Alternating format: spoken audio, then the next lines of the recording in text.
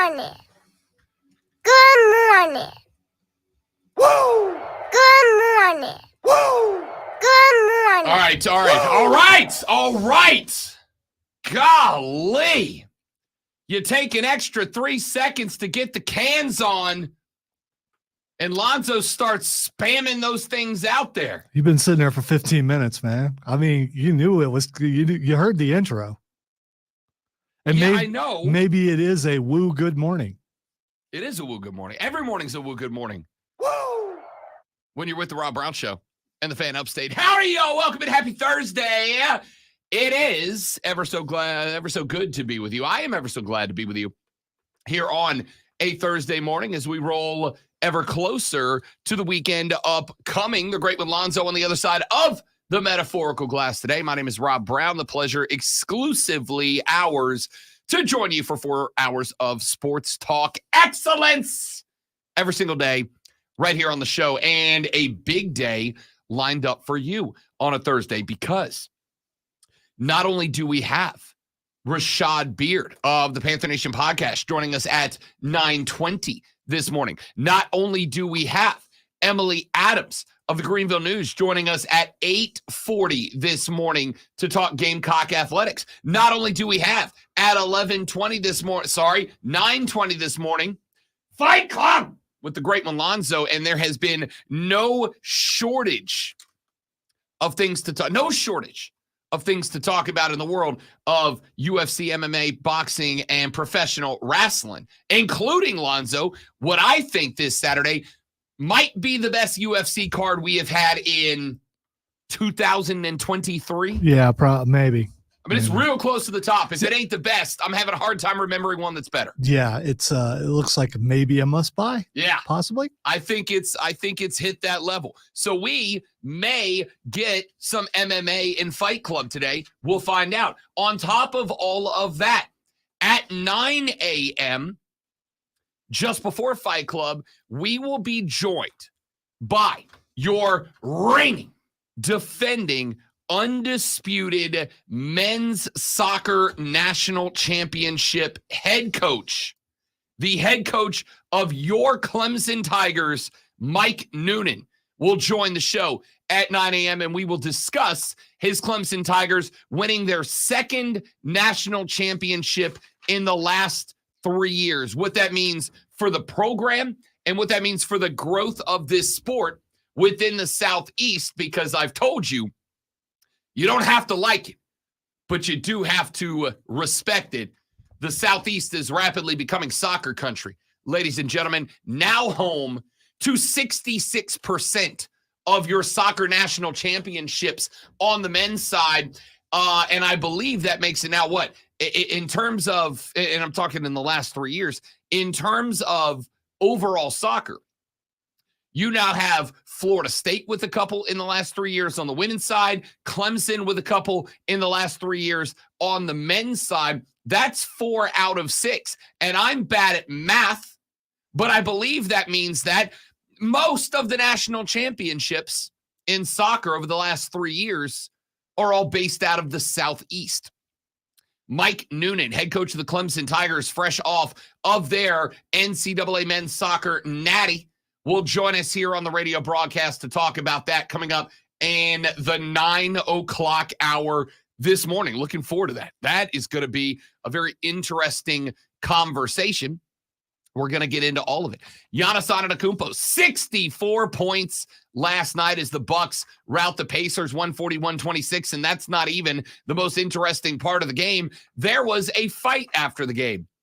Not over Giannis, who scored 64. By the way, here's the fun part in that, Lonzo. 64 points, no three-pointers in that game. He built it by ones and twos. 64 without a tray. That's ridiculous, dude. You know what? That sounds tiring. Yeah. If you turn, 10% of his shots from twos into threes, he put 80 up last night. It was ridiculous. And then here's my favorite part, because you guys know I love some stupid, petty drama in my sports. The Pacers stole the game ball They just left with it. They just took the game ball off the floor and left with it because their rookie, Oscar Tshiebwe, scored his first NBA points last night, and they wanted to give him the game ball. So the Pacers just left with it. Giannis put up 64. That is the most points by a non-guard in a game since 1994. It is a franchise record for Milwaukee, past Michael Redd, who had 57. And then the Pacers stole the game ball because lol. So we'll talk about that later on in the radio broadcast. Yesterday during the show, we told you about a court hearing that was taking place in, by God, West Virginia, that would potentially change the NCAA's transfer window rules. Well, the restraining order was issued by the judge. And so if you are an NCAA transfer, a multi-time NCAA transfer, you now have immediate eligibility. Now, it doesn't impact anybody on the football side of things because, and this is true, football season is over. But it does have a major impact in the world of basketball because nationwide, any basketball player who has transferred but was obligated to sit out a year because of having multiple transfers now are eligible to play immediately. But the restraining order is only for 2 weeks. It's only for 2 weeks, meaning you could have some guys play for a team the next 2 weeks. And if there is not another ruling in a December 27th injunction, which is likely the one that will give us a permanent change to the rules, then those guys might go back to being ineligible. Very interesting. The NCAA, which of course stands for not consistent about anything, is waiting on that December 27th hearing to find out if that restraining order will basically become the new regulations, the new protocols, and set up a system where players can basically transfer as many times as they want and be eligible to play immediately every time. So we'll talk about that later on in the radio broadcast. We're going to get to all that. Kirk Herbstreit is broken. Somebody broke Kirk. Kirk wrote a manifesto on Twitter yesterday in response to a number of FSU and college football fans. So in response to you, and he's your boy, so I'm wondering how you're going to react to this. For the record, again, I like Kirk. I do. I've met Kirk. You can't because he's an ESPN employee and he made FSU not be in the national championship. Listen. So Herbstreit did that. That was him. So you cannot like him. You must hate him. I make mistakes. Zoe makes mistake. Like one total. Everybody you know make mistakes. I think Kirk made a mistake. I really do. And I understand why he did it. Listen, if he was getting a little pressure from the folks up top, giving the old wink, wink, nudge, nudge, hey, man, we kind of need you to help us craft a narrative here. I'm not going to fault him for that. I need a metal version of the conspiracy theory for how out there a conspiracy is. This is beyond tinfoil. Listen this here. This is I don't know what's beyond tinfoil, but that's what this is. Listen here, chemtrails.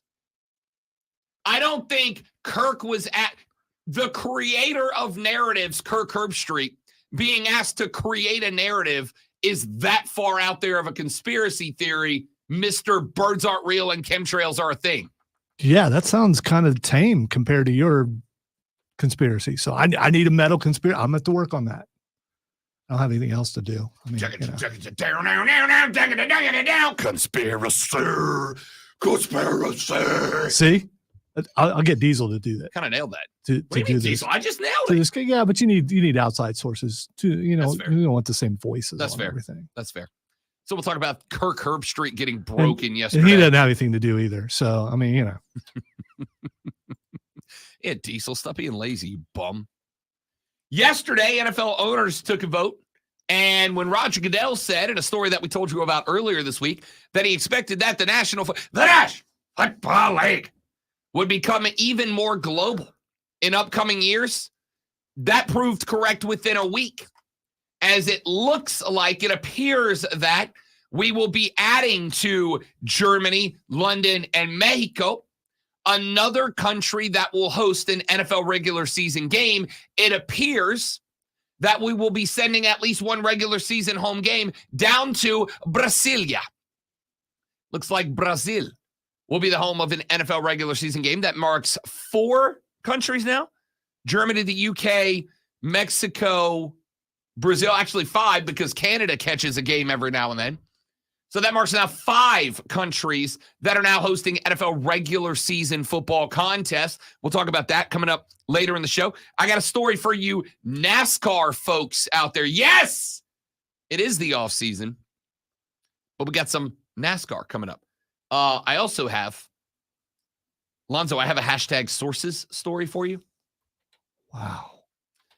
There is a rumor going around that something's going down in the world of NASCAR. There could be a big-time name that is switching teams very soon. The rumor going around right there, or right now, is that Kyle Busch may be on the move. Kyle Busch may be on the move sooner rather than later, and Kyle Busch may be on the move to a team, Lonzo, that you and I have a direct connection with. That would be Spire Motorsports. Spire Motorsports, of course, Spire is the same company that owns my Greenville Swamp Rabbits. I will also point out, and I had this thought last night, that would be a great connection because then we can make Kyle Busch a friend of the show. I'm a big Kyle Busch guy. I'm a big rowdy guy. I don't know why you need that. I mean, I think you reach out and say, hey, it's Rob Brown, and it's going to be like, no, I don't mean okay. like get in interview. I mean like we could get Kyle like recurring on the show. I got you. Like Kyle becomes a voice on the show, which would be dope. We've got Corey LaJoy. Corey comes on the show a couple of times every year, right? We get Corey when he comes down for NASCAR Day with the Bits. We get Corey on a couple of times during the season to talk NASCAR with us. Corey LaJoy has been a friend of the show, and it's very cool to have him on repeatedly. Kyle Busch joins Spire. Maybe we got a new friend of the show. We'll find out. But we'll talk some NASCAR later on in the show. South Carolina, working the transfer portal right now. Not only is Rocket in fold now, Raheem, but picked up another transfer yesterday from a Southeastern Conference school. And this one plays wide receiver. That is a big question mark for the Gamecocks right now. So how big of a deal is it that Shano is not only working the portal right now, but Shano is working the portal, and the first couple of pickups he gets are guys that are exactly in positions that we consider to be of the greatest need for South Carolina. I got to say, concerning one of the issues that we have had, one of the concerns we have had about Shane Beamer has been the depth at different positions around the roster. To have him not just work in the portal, but to have him making money moves for SEC vets at positions of need. Good. That's very good. So we'll talk about that later on in the radio broadcast. But I do have to tell you about real quick when we come back in the next segment. And then we're going to get into the real sports stuff. Yesterday on the show, we were talking about Draymond Green. Now, Draymond Green has caught an indefinite suspension from the National Basketball Association. And good.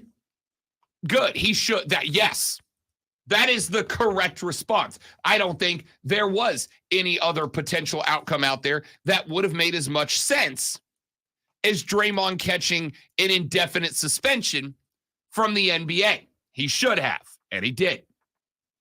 There are, much like with Ja Morant, a number of benchmarks that he will have to hit before he is allowed to return. If Draymond Green cannot hit those benchmarks within 20 games for the Dubs, he will be cost over $202,000 per game that he misses.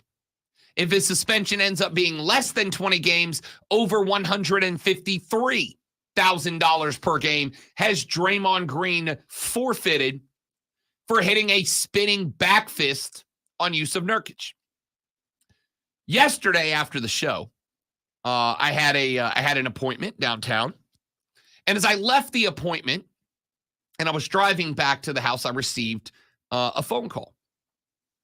I received a phone call from a guy down in Florida, Zoe, who is a trainer for Roy Jones Jr.'s stable of fighters. Now, Roy's got boxers, and he's gotten into the MMA game over the last couple of years. He said, Rob Brown, I know who you are. I work for another guy that I used to work for when I worked for Roy. He said, I'm one of two trainers for Roy's MMA guys. He said, I listened to your show down in Pensacola. I listened to the podcast. I said, that's awesome. He goes, I heard a conversation you had to open up your show yesterday, which was about Draymond's spinning back fist. And I said, oh, yeah. We were just kind of goofing off, having some fun. And he goes, actually, I wanted to talk to you about that because you were pretty close about your spinning back fist breakdown, and I wanted to give you a couple of pointers. So I'm going to tell you about that conversation because apparently, Zoe, and this comes to the shock of exactly no one, apparently there's some MMA guys that listen to this radio broadcast, and why wouldn't there be? We are the only station in the upstate that talks combat sports. But I had a call yesterday from a professional MMA trainer who wanted to give me a little feedback on my breakdown of Draymond's spinning back fist. And while I did get pretty close to nailing it, he cleaned up a couple of things. And I feel, great one, it's kind of important for us to make sure that if we are giving this information, we give the correct way to throw a spinning back fist from the professionals. So we're going to be chastised for the stiffening and some things like that. No. Okay. All right. No. All right. Well, we can save it. There's just one or two things to clean up. And then also we probably should talk about Draymond Green catching an indefinite suspension. Well, and Draymond will make Fight Club, but for sure. For a dream matchup. That's all I'm going to say. For sure. I like it. All right, let's take a break. We'll come back here in just a minute, talk about that story. We got South Carolina working the transfer portal. We're going to talk about that later in the show. We got Fight Club. Rashad Beard talks Panthers at 8:20. Emily Adams talks Gamecocks at 8:40. Mike Noonan, head coach of your national championship winning Clemson Tiger soccer team, joins us at 9. Fight Club at 9:20. Yeah, we're busy. The Rob Brown Show rolls on. It is the Fan Upstate. Juicy. All right, guys, real quick live read. Good morning to everybody, but don't go anywhere. We'll be right back.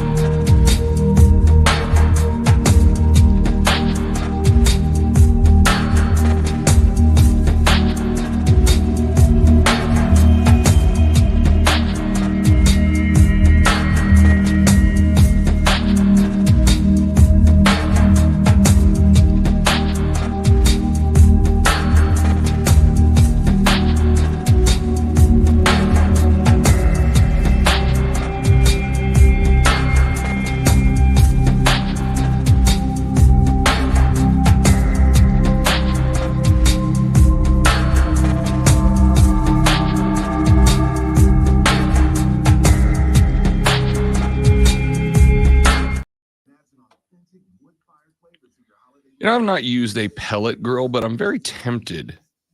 Sounds like a lot of work to me, but I'm, lazy. So see, I actually think it's probably. Now, are you a propane guy? I don't care. See, I'm a charcoal guy. Yeah, I don't. I want to have my food done in 15 to 20 minutes. I don't want to wait an hour. I don't want to smell the food. I want to eat. I want to enjoy the food, but I don't. I think if you have to wait 30 minutes for the coals to warm up and all that, it's just a lot of wasted effort. I could be doing some other things. But it's just it's not just me. If it was just me, then propane grills would not sell.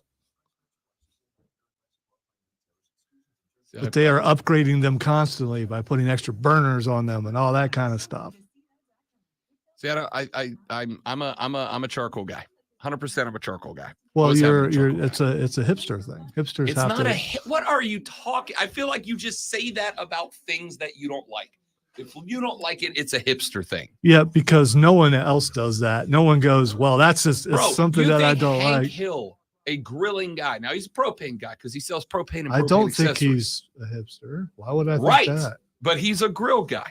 All right, Smith and James, the next break. 10-4. You were really going to say that I think Hank Hill is a hipster? No, he's not. Are you saying grilling is it or just charcoal grills? Charcoal. Okay.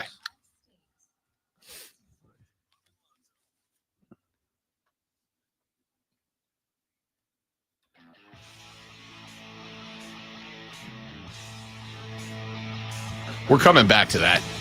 I got to do what I teased here because we don't ever tease and not pay off. Yeah, so we're coming back to that. All right. Because Lonzo just said something that was so ridiculous it pained me. It killed me. Yeah, like I don't do that every day. You do, but this one was egregious. On purpose. Egregious. I believe it, though. So I wouldn't say it if I didn't believe it.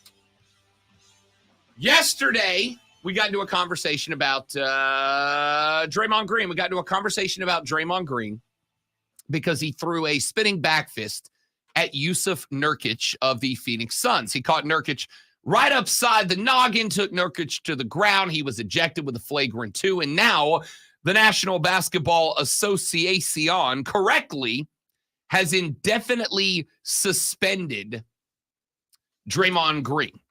They apparently or are going to set some benchmarks that Draymond will have to meet. Oh, they already have. Did they set them already? Yeah, including 10 minutes in a cage with a UFC fighter? He has to go counseling. Yeah, I knew. Well, that's a given. Yeah, and the indefinitely thing is just stupid because, just give me a number right away. Now, see, I'm fine with it because he went to counseling yesterday. He's back this weekend. It's not only going to be counseling. I promise you there's going to be some other things that are thrown in there. But I like the indefinite because it basically says, dude, you got to prove something to me, right? Like it's one thing to put a qualifier on it. It's another thing to say, I'll let you know when I think you've done enough, right?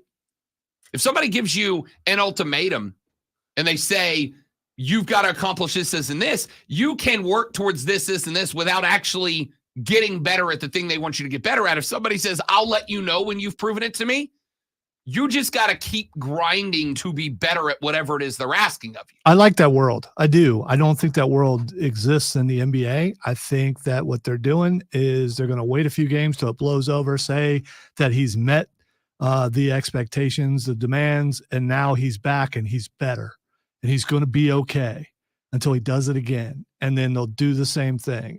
You're enabling this behavior, which they've done with him forever, but there's always a bad boy in the NBA. It just happens to be Draymond for the last few years. Yeah, but I think there's bad boy. I mean, you had Rodman kicking photographers in the junk and whatnot, and he ate big punishments for that as well. Just because a dude is a bad boy doesn't mean he should be allowed to just run free. And you go, oh, you're right. Just Draymond. No, you're right. You're absolutely right. I mean, I just don't. How many offenses does it take before finally they go, you know what, you're done? At least for the rest of the year. You want to be serious about it? Stop the indefinite, because indefinite doesn't have a number to it. Just say, all right, you're done for the year. I'd have been okay with that too. What was the receiver? Josh, can't remember his name. It was a really good receiver for Cleveland. who just kept messing up. And then he actually made it back to the league, like I think 5 or 6 years later. Josh Gordon? Josh Gordon, yeah. I mean, you got to do that sort of thing. You got to say, all right, that's it. I honestly, I thought full year, I thought suspension for the remainder of the year was on the table. For the record, indefinite may be suspension through the end of the season, which, by the way, I think would officially kill the Warriors as a franchise, but I also don't care. Well, it would be the end because they'll start sending pieces places and stuff. Like Clay's been benched, outright benched by Steve Kerr, and has been so bad that they asked him about it in a presser 2 days ago, and he's like, no, yeah, that's absolutely the right call. I stink. He's like, I stink right now. I should be benched. So it's very interesting. Well, as we were having this conversation yesterday, Lonzo and I, as we do because we are professionals, broke down Draymond's spinning back fist, because that's not a move that you see very often. And it's not a move that you see very often because it's quite a dangerous move, because if you've got a fighter who's still got a very good reaction time, in order to throw that move, you've got to show your back to your opponent. And if you are fighting a good fighter, as soon as you show your back, they're going to take it and you're in trouble. You might be done if you can't survive to the end of the round. And this is true. In a bar fight, there are no rounds. There's no bell. So yesterday, I went downtown after the show, had an appointment, left the appointment, was driving back to the house, and I got a phone call from a guy who said, Rob Brown, I am a trainer for a fighter that you used to work with down in Pensacola, Florida. And he said, I got your number from the manager who I used to work directly for when I worked for this big name boxer back in Pensacola. And he said, I want you to know, me and some of the guys listen to your show down here in Pensacola, right? We put you on in the mornings when we're getting ready for work. And I said, that's awesome. And he said, I wanted to talk to you a little bit about the breakdown of the spinning back fist. And I was like, yeah, no, please, for sure. And he goes, you got a good amount of it right. You just got a couple of things wrong. And I wanted to clean them up. I said, okay. And I feel like this is important because what I don't want is anybody trying to throw one of these in a bar fight, getting KO'd and blaming me and Lonzo, because we're better coaches than that. All right. We're just better coaches than that. He said, so here's the deal. He said, you don't just throw. Step one, you don't just throw a spinning back fist. Spinning back fist is not a move that is used by itself. You don't stand, wait. He said, I heard you say you set it up with a cross, or you set it up with a straight or a hook. He goes, he said, you're not wrong, but you're not right either. He said, the spinning back fist is set up when you throw one of those punches and you miss with it, right? He said, if you throw a dominant hand hook or a dominant hand cross, and you miss that punch, because your momentum is carrying you, that's when you throw it. He goes, if you throw it and it connects, you pull back and you set up to throw another one.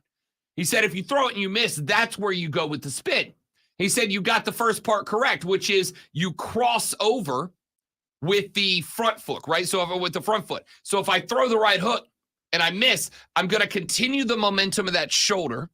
The foot underneath the missed hand is going to go with it, and you're going to use that foot to force yourself off the ground to spin back around. He said, and you got that part right. All right, really quick. Wouldn't that also protect you a little bit from a return punch when you miss, because you're spinning around and they would have to hit you in the back? Yes and no, because if you throw that punch and you're doing what you're supposed to do, which is watching the punch to the target, and you miss and that shoulder comes around to spin, you've got to turn initially your head around, which opens up the chin to take one off the side, a glancing blow, so to speak.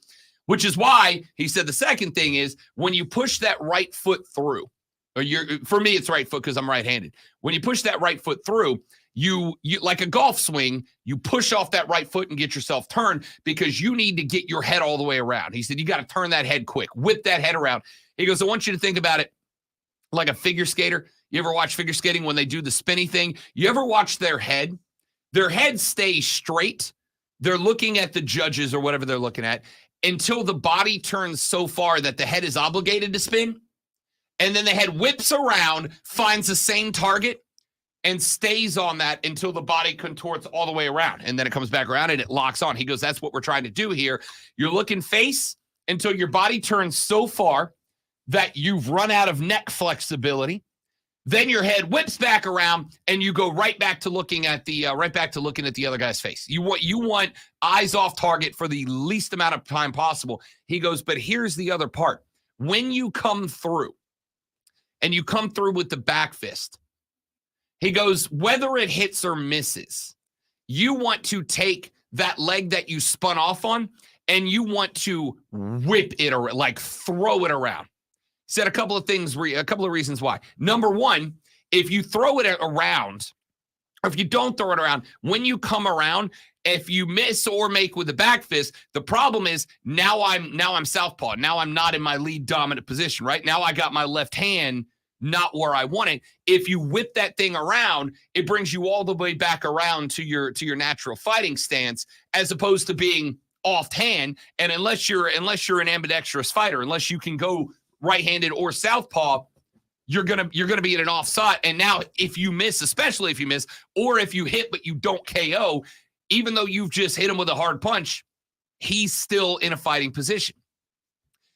He said the second thing is, with that hand extended, you want the fist as far away from your body as you can get it, for two reasons. Number one, physics. The further the fist is away from your body, the more angular momentum that it has. The faster it's moving, therefore, the more force it has behind it and the harder you hit. He goes, the second reason is, it's like when you're spinning, you can't keep your arms down because Correct. They want to go out. Correct. Yeah. And as we talked about yesterday, like with a wheel, if you think about a tire on a car, in order for a lug nut and the rubber on the tire to both travel from the top of the tire to the bottom as it's rolling, the rubber has to travel a longer distance around the circle. So it's actually moving faster. The further away something is in a straight circle, a rigid circle, the faster it's moving to get to the opposite side of the circle, right? So he says it's faster. He goes, number two, obviously, if they realize what's happening and they move that chin back, the further out your fist is, the further back they have to move to get away from it, to dodge it.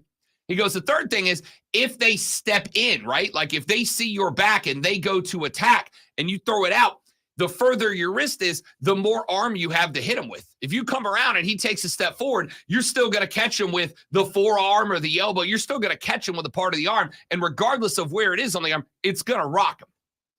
He said, so it's about not just the spin. He goes, but you actually have to overspin so that you end up back in your fighting stance. And you've got to make sure that elbow's out. And the only question I had is, okay, here's the last one I had. I didn't think about this when I broke it down. Is it better to hit with the back of the palm or the bottom of the fist? And he said, it doesn't really matter, because when your hand's moving that fast, it's all brick. He goes, what I would tell you is, if you're in an MMA fight and you've got a glove on, which most of us aren't, then I hit with the back of the fist because you've got the pad on there and you're less likely to break your hand. He goes, but if you're just in a fight and you try this, I hit with the bottom because it's harder. But he hammer goes, fist. Yeah. So, he goes, yeah, it's harder. It's like a hammer fist on the ground. It's kind of the same concept, but sideways. So there you go. We got corrected by a professional MMA fighter on our spinning back fist. Tell me another show that's going to give you this level of dedication to the game. There's not one, kids. There's not one.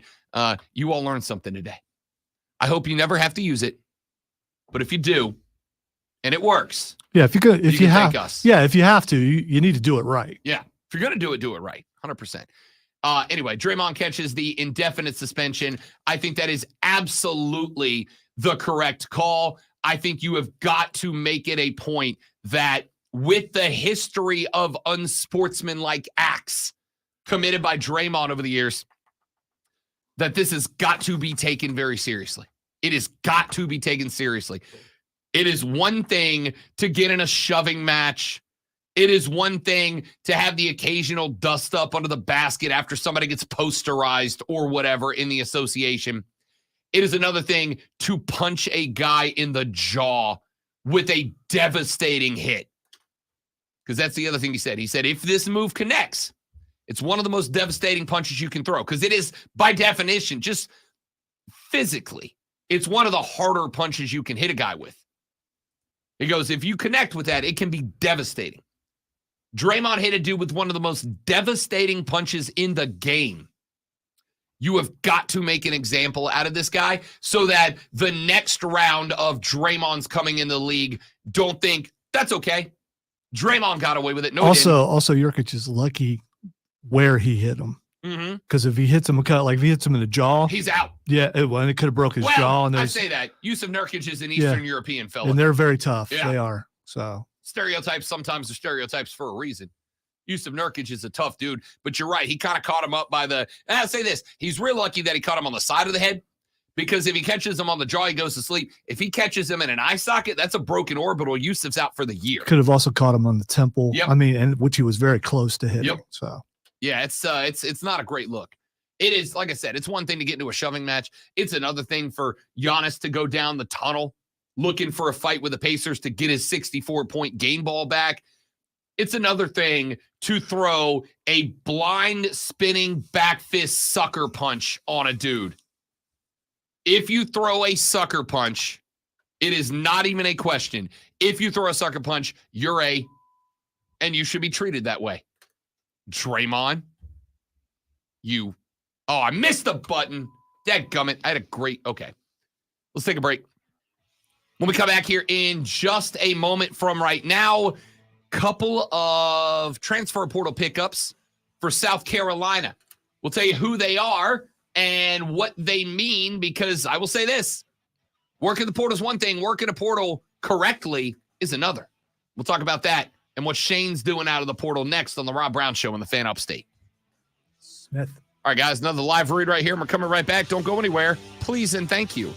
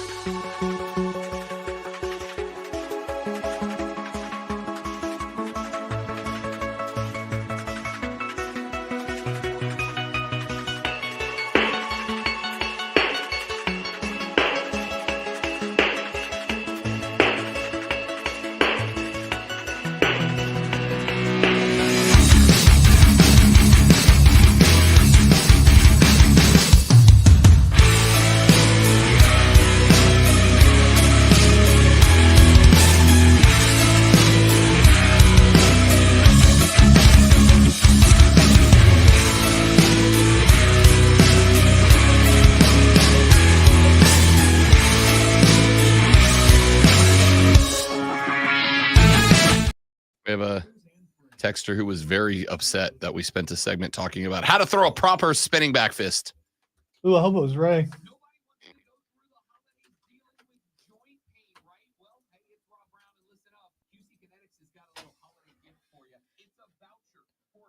Was it your Clemson guy upset about it?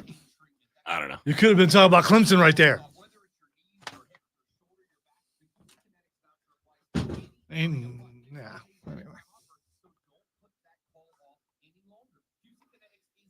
I'm loving all the video efforts by people putting together WWE packages for Draymond Green.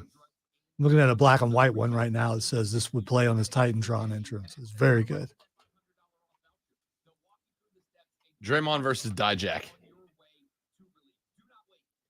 Thing is, it's hard to judge how big Draymond is till you see him next to some of those guys. Dijak looks huge.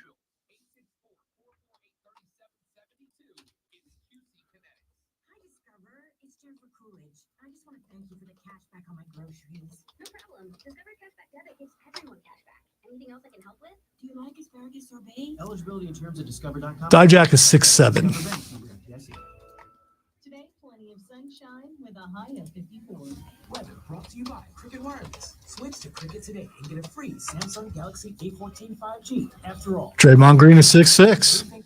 So that would be interesting.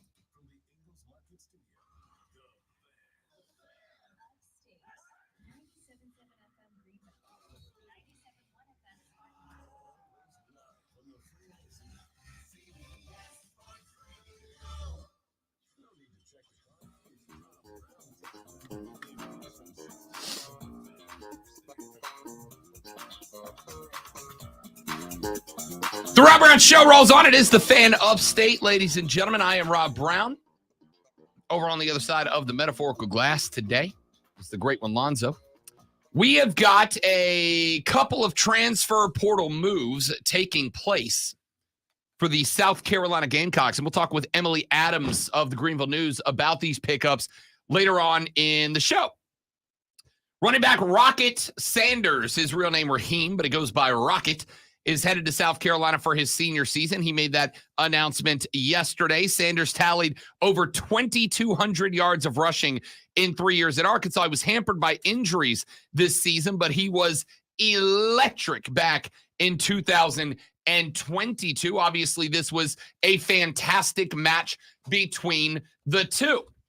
He spent some time with Dow Loggins, who was the tight ends coach at Arkansas in 21 and 22. Those were the 2 years that Rocket was establishing himself as RB1 at the spot. So he's got that connection. Number two, with the loss of Super Mario Anderson, the RB room is open for South Carolina right now for a stud, and he's got the opportunity to be that. Now, total just 209 yards on 62 carries and 6 appearances during the 2023 season. But because of those injuries that we discussed, he never really got a chance to build up any momentum behind that offensive line. You go back to 2022, Sanders finished second in the Southeastern Conference in rushing with over 1,440 yards behind only Quinshawn Judkins of Ole Miss. He was tied for first in yards per carry at 6.5 yards per carry. With the loss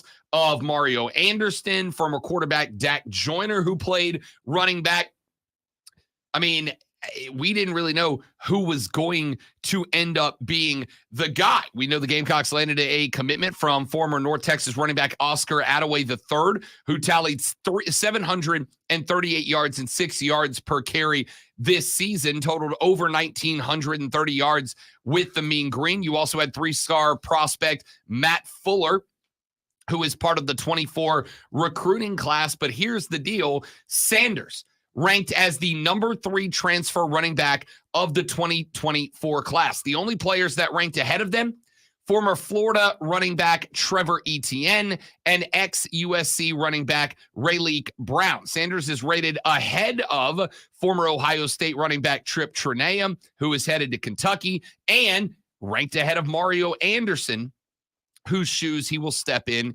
and fill. That was not the only pickup however, for the Gamecocks out of the transfer portal, as Vanderbilt wide receiver Jaden McGowan has also committed to the Gamecocks as well. Another big piece of the portal. He is a South Carolina native, spent 2 seasons at Vanderbilt, took an official visit to South Carolina this past weekend. He also received offers from Indiana and Boston College. He has 3 to play 2 with the Gamecocks this year.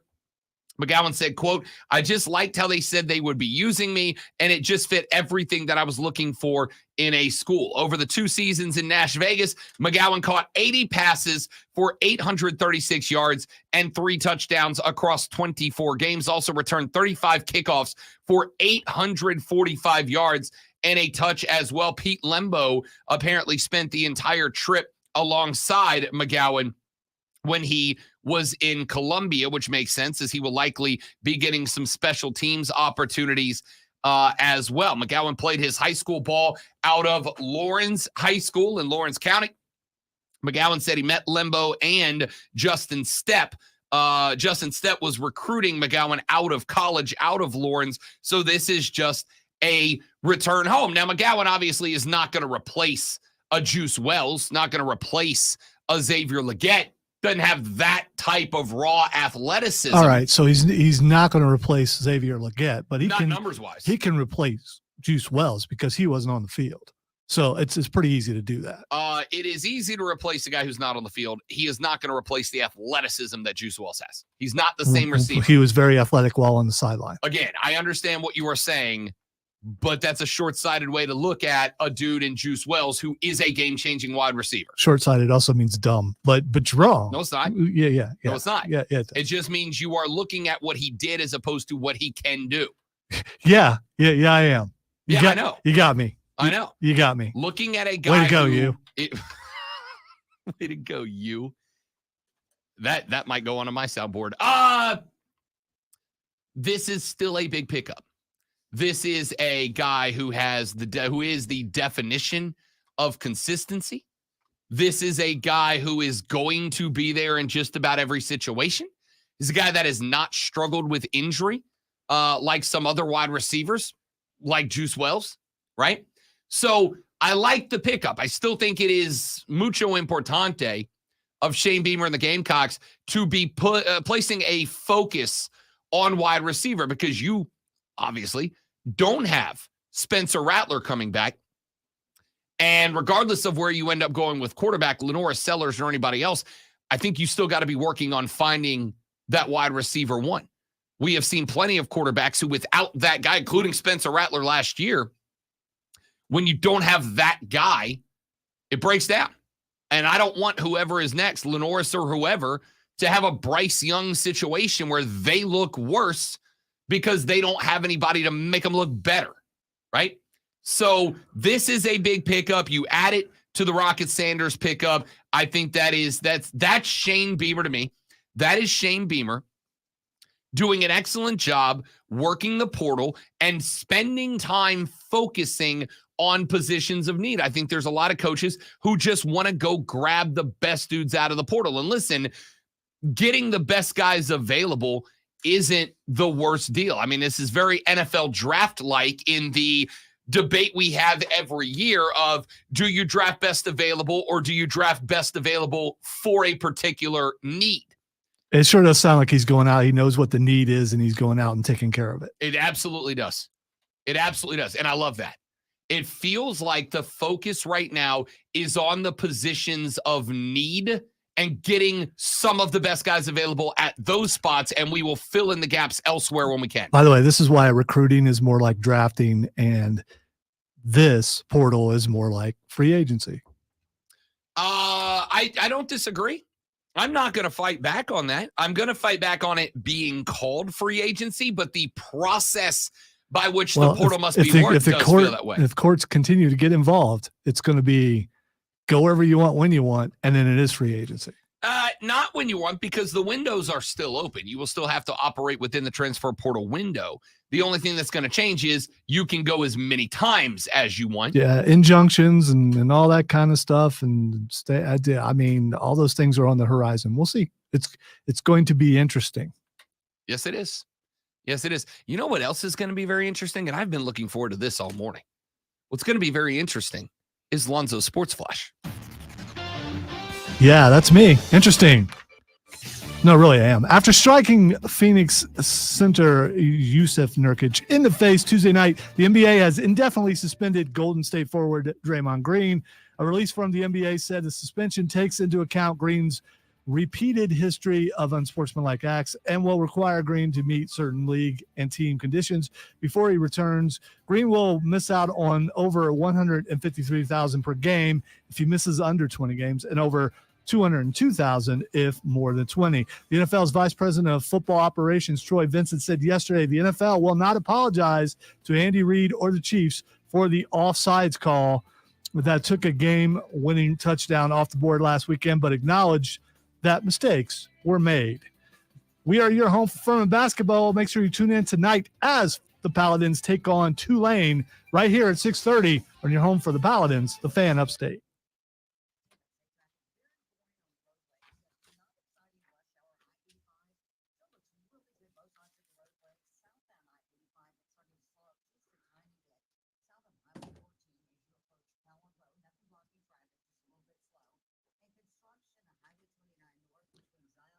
I'm glad you get it, Marcus. Some other people get it. I don't care about your potential. If you're not on the field, what good is your potential doing me or anybody, including yourself? What good is your potential doing if you're not showing up and playing?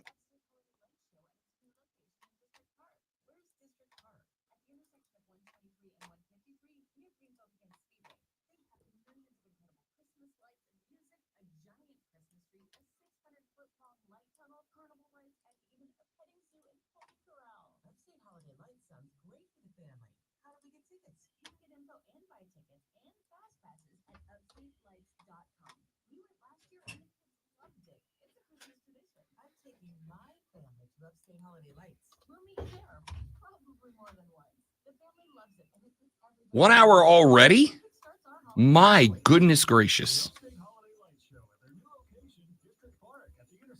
It's 1 hour closer to me going and seeing Willy Wonka in IMAX. Are you going to see it today? Yeah. Well, tonight 6. So very nice. It looks like a movie that probably will be good in IMAX with all the colors and everything. So the movie looks fantastic. I will even tell you that I'm curious as to the story. I just think that guy makes a terrible Wonka. He's the most basic, bland dude I've ever seen. So it's this thing where a book is written and then the first person to be cast becomes that guy in your mind forever. No, not at all. Because there are multiple characters portrayed by multiple actors where I'm like, okay, this guy and this guy did a great job. I'm a bit of a chocolate maker and magician. Like, by the way, I'm pretty sure this movie's for kids. And I don't think, okay. And I don't know. Here's a major crux of the problem. Yeah, I know it wasn't written for kids. None of this is for kids. Yeah. And I feel like we need to stop making everything kid friendly. Not everything has to be kid friendly. Just because Give me the OG Wonka who's a psychopath. Just because you don't like kids, there are a lot of kids out there, and parents need to take their and what you make money They if make you market kids it. Movies. I don't go around complaining about how Frozen is not adult friendly.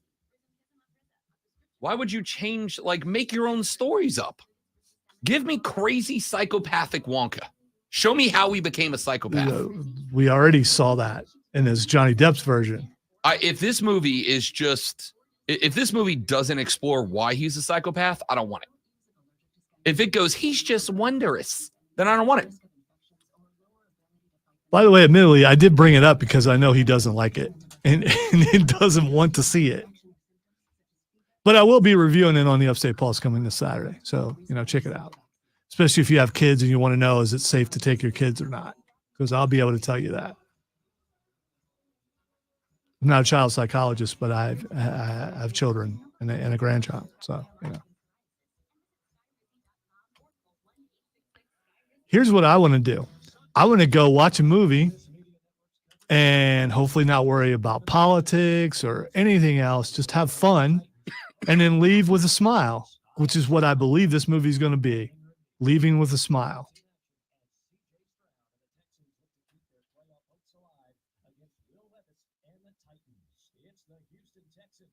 and the Tennessee Titans. If it's the NFL, it's right here. Sunday afternoon at 12:30. The NFL plays here on the Fan Upstate.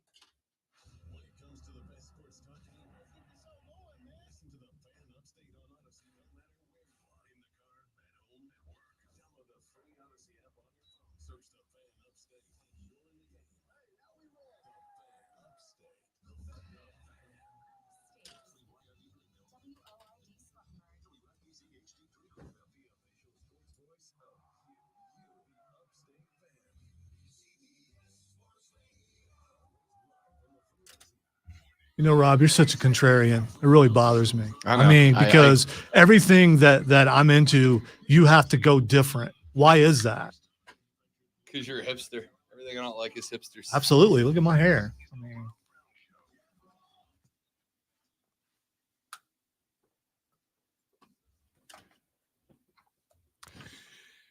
And just like that, ladies and gentlemen, we find ourselves in hour number 2 of the radio broadcast. Welcome back, friends, to the Rob Brown Show. Welcome back to the Fan Upstate. I am, of course, Rob Brown, because the show would be named incorrectly if I wasn't. The great Lonzo on the other side of the metaphorical glass, working the ones and the twos for you today. You may be a part of the broadcast through multiple forms, if you wish to do so. The first, of course, is to get at us on the phone line at 844-326-3663. 844-FANFONE, that's the number to dial in and be a part of the show. You can text us on the carpros.com text line at 71307. 71307 is the number. Start your text with FAN, F-A-N, FAN, F-A-N, and we will read them on the radio broadcast. We would love for you to come hang out on the stream with us today. We got Rod and Trey and Mark and Keegan all up in here so far. We'd love for you to join the party by going to facebook.com/thefanupstate, twitter.com/thefanupstate, by searching the Fan Upstate on YouTube and subscribing, or by going to the Rob Brown Show on Twitch and subscribing. We are live on the stream with rare exception all 4 hours every single day of the week. I will let you know that I will be off the next couple of weeks celebrating the holidays with friends and family, spending some time down in the Sunshine State with the OG fam, spending some time across the upstate with my new fam, and looking very much forward to doing that. We are going to have Maggie and Perloff, an outstanding nationally syndicated show from CBS Sports Radio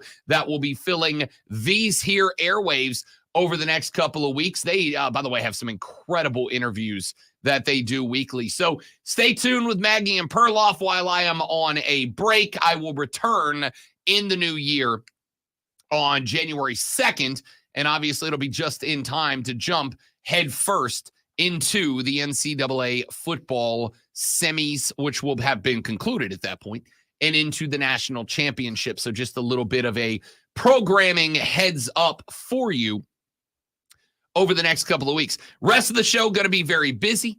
We're going to get you through this hour, screaming through a bunch of different topics.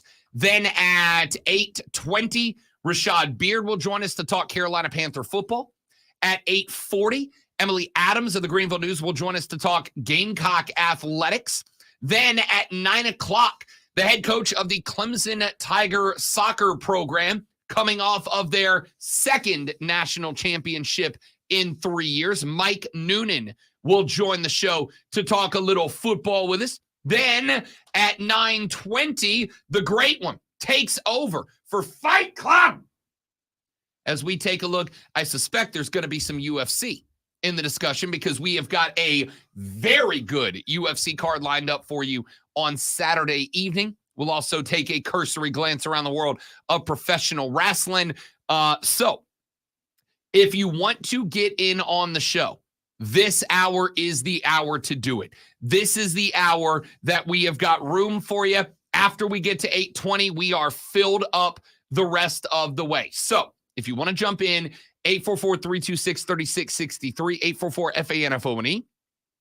CarPros.com text line at 71307, 71307. Start your text with FAN, F-A-N, and get at us on Twitter at The Rob Brown Show, at The Rob Brown Show, at Lonzo on Word, and at The Fan Upstate for everybody here at the station. All of that being said, ladies and gentlemen, it is just after 7 o'clock in the morning, which makes it time for this. Are you ready for the playbook of the peculiar, the almanac of the absurd, and the encyclopedia of the extraordinary? Well, you better be, because we're diving headfirst into the 3 top stories that will have your coworkers saying, You hear that? DJ! Even before they take their first bathroom break. No. Here we go. Welcome to the Water Cooler Cheat Sheet on the Fan Upstate. It is time for your water cooler cheat sheet. The 3 stories you need to know as you are less than an hour away from clocking in. If you've got a 8 to 5er, for everybody else, you're going to need this at some point. The 3 stories you need to know before you gather around the water cooler and discuss the world of athletics with your coworkers. We start, ladies and gentlemen, with topic number 1. I mean, we did start with hour number 1. But... You could have said with our number 1. Oh, it was right there. Yeah, you could have. Yeah, I mean, I blew it. Good call. That's what should have been done. Good call. With our first topic. Just a few days after he put I'm going to say solid C plus B minus spinning back fist on Phoenix Center's starting center Yusuf Nurkic on Tuesday night. Draymond Green, who received a flagrant 2 and his 3rd ejection of the season, is now on suspension number 2 of the season. He caught a 5-gamer about a month ago for putting Rudy Gobert into a chokehold and dragging him out of a conflict. This time, the suspension is indefinite. According to a statement from the National Basketball Association, Draymond, quote, will be required to meet certain league and team conditions before he returns to play. Draymond, Warriors GM Mike Dunleavy Jr., and Draymond's agent Rich Paul are all expected to meet today to start discussing a path of counseling and assistance for Draymond to move forward. The league did not want to put a specific number of games on the suspension because they want to allow Green the time he needs to deal with the challenges he's facing. Listen, I want to be very clear about what I'm about to say. A lot of people are facing challenges. And those challenges, for many of us, are unspoken. I mean it when I say therapy is good. You should get it. If you are dealing with any sort of mental issue that you just can't seem to shake, go talk to someone, okay? It helps, I promise. I know that there is a stigma against it. I know that it has been that way for a long time. That is why I speak out about it. I have done therapy. It has done wonders for me. Talk to someone, okay? Get it out there. That being said, Draymond Green's issue is he's just a jerk. Okay? He's just a jerk. Now, there may be an underlying reason for anger issues, and I understand that. And I do think that therapy and counseling absolutely needs to be a part of whatever the punishment it is for Draymond Green. But at the same time, having those issues does not entitle you to punch people in the face, okay? Listen, if it impacts your job, if it impacts your relationships, I understand. And especially for my friends and family, I constantly want them to know I'm here to listen, to offer advice, to not do that if you don't want it, to allow you to vent. I think people should absolutely get therapy and counseling. It's a wonder worker for a lot of people. But I also tell them that your issues do not give you the right to punch other people in the face, okay? Your issues do not give you the right to be a jackass. Never have, never will. And that's all Draymond's done his entire career. The suspension is indefinite. If he misses fewer than 20 games, he will be out about $153,000 per game. If the suspension goes over 20 games, that will escalate to a punishment of almost $203,000 per game that he misses. Draymond, of course, after the game lied. Said, I am not one to apologize for things I mean to do, but I do apologize to Yusuf because I didn't intend to hit him. I sell calls with my arms, so I was selling the call, and I swung, and unfortunately, I hit him. No, Draymond, no. Selling with your arms is taking a flop. That's selling with your arms. A spinning back fist is not selling with your arms. It's throwing a spinning back fist, dude. We all have televisions. And we saw it. I didn't mean to stomp on his chest. I didn't mean to grab him in a headlock. I was just trying to keep him from falling down. You can find excuses for everything that he's done, and there are a lot of them. Yeah. Oh, I kicked it. Draymond, you kicked that guy in the chest. Oh, I sell calls with my feet. Okay. All right, bro. Okay, cool story. I was showing him my new line of shoes, and he wanted it up close up and personal, so I gave it to him. What a joke, man! What an absolute joke. Item number 2. We know. Where did it go? Now as soon as I said it. Okay, here it is. We know that yesterday there was a court hearing in, by God, West Virginia. Almost heaven, they say. By the way, that song is not about West Virginia.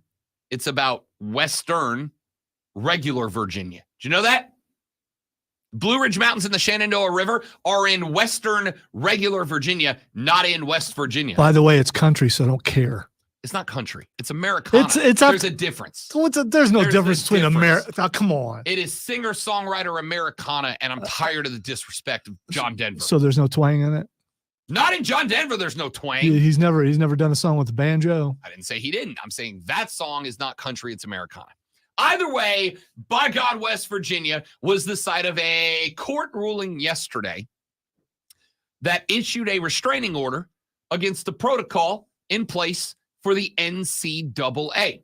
The protocol had said that after multiple transfers, a player would have to sit out for a year before regaining their eligibility to compete with the team, regardless of the sport across NCAA. The restraining order yesterday, which is in place for 2 weeks, it would end on the 28th, got rid of that protocol and basically allows players between now and December 28th that have transferred multiple times to be immediately eligible for competition at their new landing spot. Now, that 2 weeks is in place for a reason. That 2 weeks is in place for a reason because there is already on the books a scheduled injunction for the 27th of December, which is 13 days away from today. That is exactly 2 weeks away from yesterday when the ruling came down. That is expected to have a more permanent impact on the NCAA's guidelines. And considering that this restraining order was allowed yesterday by the judge in question, though it will be, I believe, a different judge that makes the ruling during the injunction on the 27th. There is now obviously a very clear legal argument that lends me to believe that on the 27th, that permanent situation will take place. Meaning that after December 27th, it is likely that the multi-transfer in-place regulation will go away. And that from that point forward, players will be allowed to transfer within the portal window as often and when they want, and do so with immediate eligibility within their next season of competition. Now, not a huge impact for football right now. This does have a massive impact in the land of college basketball because there are a lot of guys who have enacted the multi-transfer situation that are ineligible this year and are waiting for next year's college basketball season to roll around. And if on the 27th, that restraining order is made effectively permanent against the multi-year transfer regulations, those guys who, by the way, because of yesterday's restraining order, are allowed to play between now and the 27th. They are eligible as of now. So you're going to see some new names pop up on basketball courts on which your favorite teams play if you've got to transfer a guy ineligible this year. He's eligible as of today. The question mark will be, will he be eligible on the 28th of December? If during that injunction on the 27th, they decide to uphold this, then yes, they will be eligible for the remainder of the year. If not, then they will on the 28th be ineligible and will have to wait until next season to return. Do you want to do this? Do you want to let someone on the court and suddenly, I mean, they're dominating, you're winning every single game, knowing that there's a chance on the 28th that they won't be able to play? Is it worth it? Yeah. I mean, wins matter, right? Especially if you got a couple of ranked games coming up in the next 2 weeks, you know? If you're in the ACC, we're kind of starting to dabble our way into conference play. If you got a couple of early ACC contests right now in a very good conference, yeah, I'll take whatever the hell I can get right now. I understand you're concerned about team chemistry primarily, but yeah, I'm letting those fellas play. That and it's going to be hard to judge if a team's any good or not because you've got a couple players allowed to play for a couple weeks and then they're gone. I'm going to spoiler alert you. They're totally going to uphold this on the 27th. They're totally going to uphold this, and all these guys will stay eligible. You don't know. I because I want free agency chaos. I hope it does happen. But we'll see. Remember, you still got to play within the transfer windows. You can't just be like, "Yeah, it's January and I'm tired of this school. I'm switching over." Right? There's no trades going down. You still got to play within the window. Guys that are on a team this year are on a team this year. They can't just move to another school and jump in. They still got to play within the window because it is not portal windows. It is not portal windows that are open right now. It is just the ability to play within those windows and be determined to be immediately eligible. So that's interesting. Item number 3. Earlier this week, NFL Commissioner Roger Goodell, the Ginger Hammer, told us that he foresees the National Football League becoming more and more international over the next couple of years. And within 48 hours, it's almost like Roger Goodell maybe knew some secrets because yesterday, the NFL has decided to award regular season games, ? to Rio de Janeiro in Brasilia and or Sao Paulo. The NFL awarded a 2024 regular season game to Brazil and voted to expand the slate of international games from 4 up to 8 beginning in 2025. In years gone by, we have had 2 games in London, 2 games in Germany, or 2 games in London, 1 in Germany, 1 in Mexico City, whatever it lined up like, but you had 4 a year. Now, we may see that go up to as many as 8. The first game in Brazil will be played in Sao Paulo at Corinthians Arena, which is the home of Brazilian soccer club SC Corinthians, and was a venue for the 2014 FIFA World Cup and 2016 Olympic Summer Games.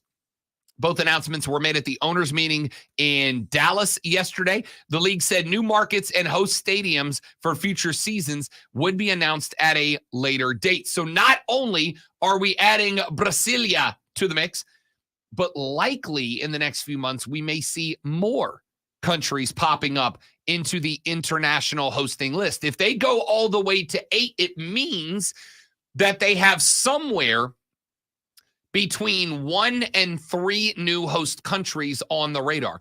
I would not be shocked down the road to see a game in Japan. I would not be shocked to see Canada pick up a more consistent rotation of games.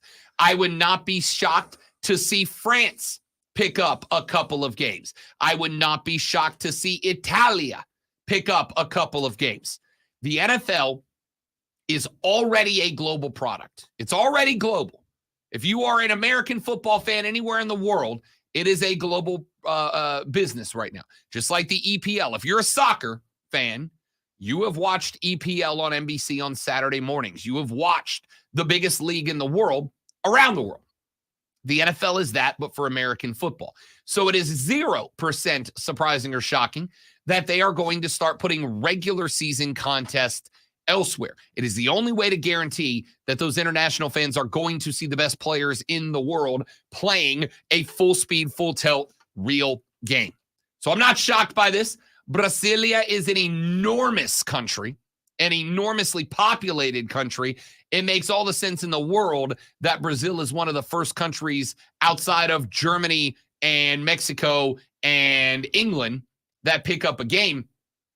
But I promise you it's not going to be the last. It is not going to be the last. So there you go. The 3 items you need to know for today, December 14th, 2023, in the water cooler cheat sheet. When we come back, we got a lot more to get to. We are going to start rapid firing through some different topics in the land of sports, because when we hit the 8 o'clock hour, we are booked solid for the back 2. I am Rob Brown. Lonzo's working the board.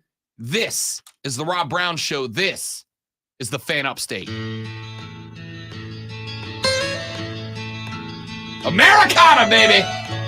Almost heaven. By God, West Virginia.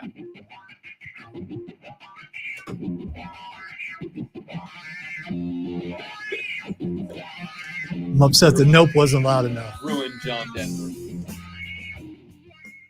By the way, I heard twang there. I just want to point that out. And he does have some twang. It was an acoustic guitar. No. I'm talking about his twang in his. That's what makes it country. And as I was looking at the list, thank God I'm a country boy. Thank God I'm a country boy. You gonna tell me that's not country? Well, yeah, it better be. Okay, I'm just, I need an explosion. I realize I don't have an explosion. Because an explosion would have worked better there. There's also the fact that early in the sack, thank God I'm a country that was boy. on the stream, so I could only play just a second. Yeah, it's fair. It's a good way to do it. Offensive, but a good way to do it.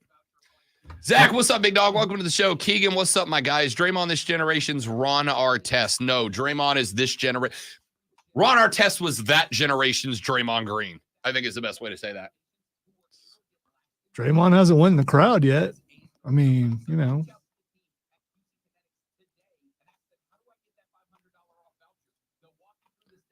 Of course, if I recall, Ron Artest isn't the only one who went into the crowd. I can't remember who else went there with him, but I just missed. so we're all aware that you just missed.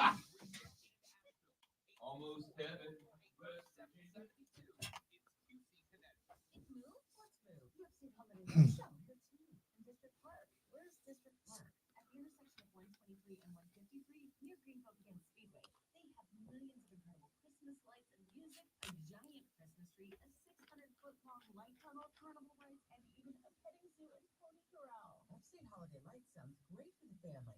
How do we get tickets? You can get info and buy tickets and fast passes at upstatelights.com. We went last year and the kids loved it.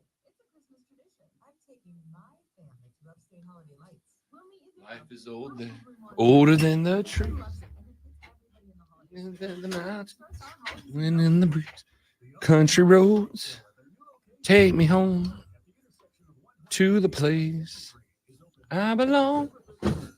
West Virginia. No, I can't sing. He actually Take me can. home. He can sing. He's Country roads. He's singing poorly on purpose, and it's not really that bad. I mean, we both have heard a lot worse. All my memories gather around me. Miner's lady, stranger to blue water, dark and dusty. He knows if he wails, he'll lose his voice, and then he won't be able to do the rest of the show. Country roads take me home to the place I belong. West Virginia, Mountain Mama, take me home. Country roads.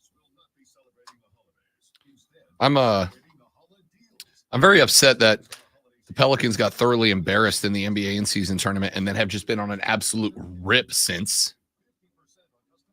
I mean, I'm not upset. They won me good money last night, but I'm upset. Script there, fella. Scripts.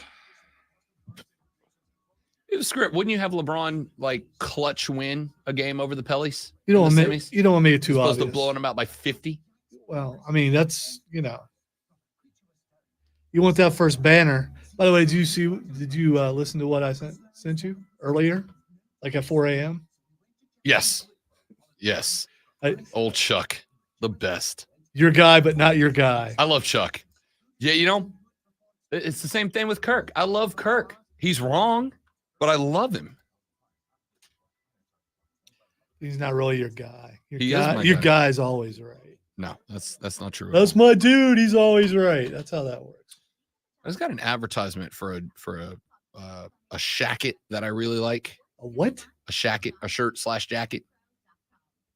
It's like a shirt, but it's jacket thickness.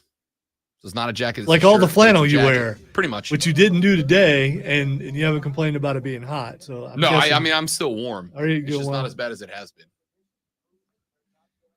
Because my dumb self forgot to put a t-shirt on, so I have a tank top on this, and I'm not quite. I'm like, I know I look like I've got the same body type as Pat McAfee, but I'm just not quite there yet. Hey, but if we have Tommy DeVito news, all you gotta do is unzip enough to show the thing, and there you go. There you go.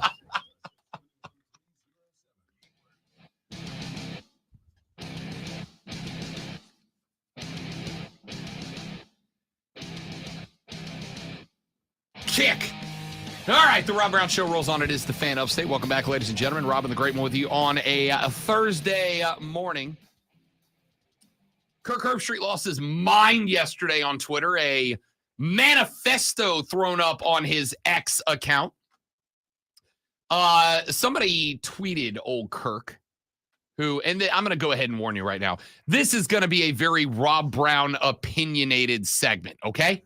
I understand that. Wait, are there sometimes when there's not that? No, most of my opinions are facts. Oh, okay. Okay. Well, then they're not. It's a fact. Okay. This one is very opinion based because I understand the subjectivity behind it.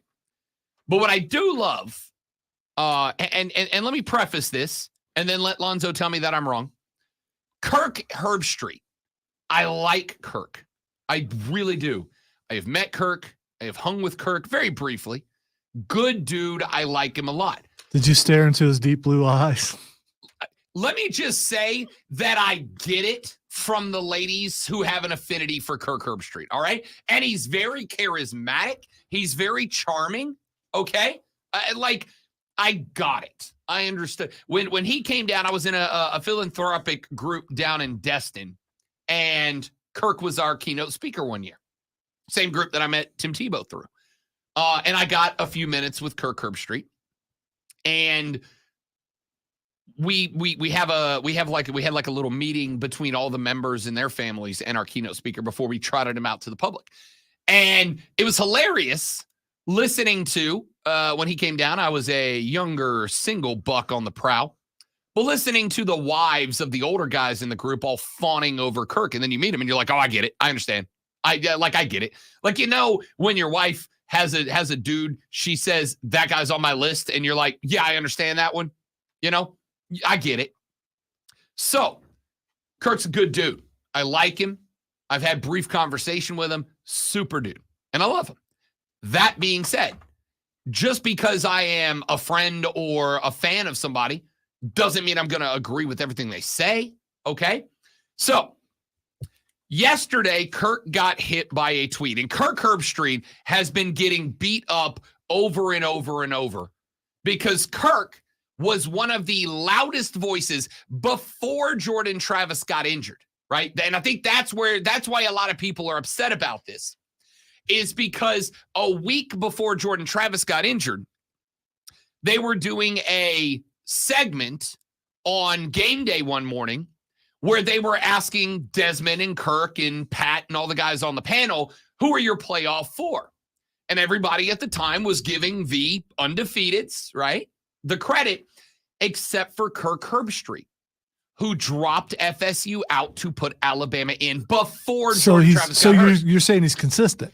No, because the argument from Kirk Herbstreit, and this is why he's inconsistent, the argument from Kirk, and by the way, the correct argument, if you want to fall on that side of the picket, the argument from Kirk, once the committee made its decision, was without Jordan Travis, they're not the same team. The problem, and the reason that I think people are coming after Kirk Herbstreit, is that Kirk had them bumped out for Alabama before Jordan Travis went down. Kirk bumped Alabama into the four before Florida State lost Jordan Travis in the North Alabama game. That's not consistent. If you were consistent, he would have said, I don't care that Jordan Travis is out.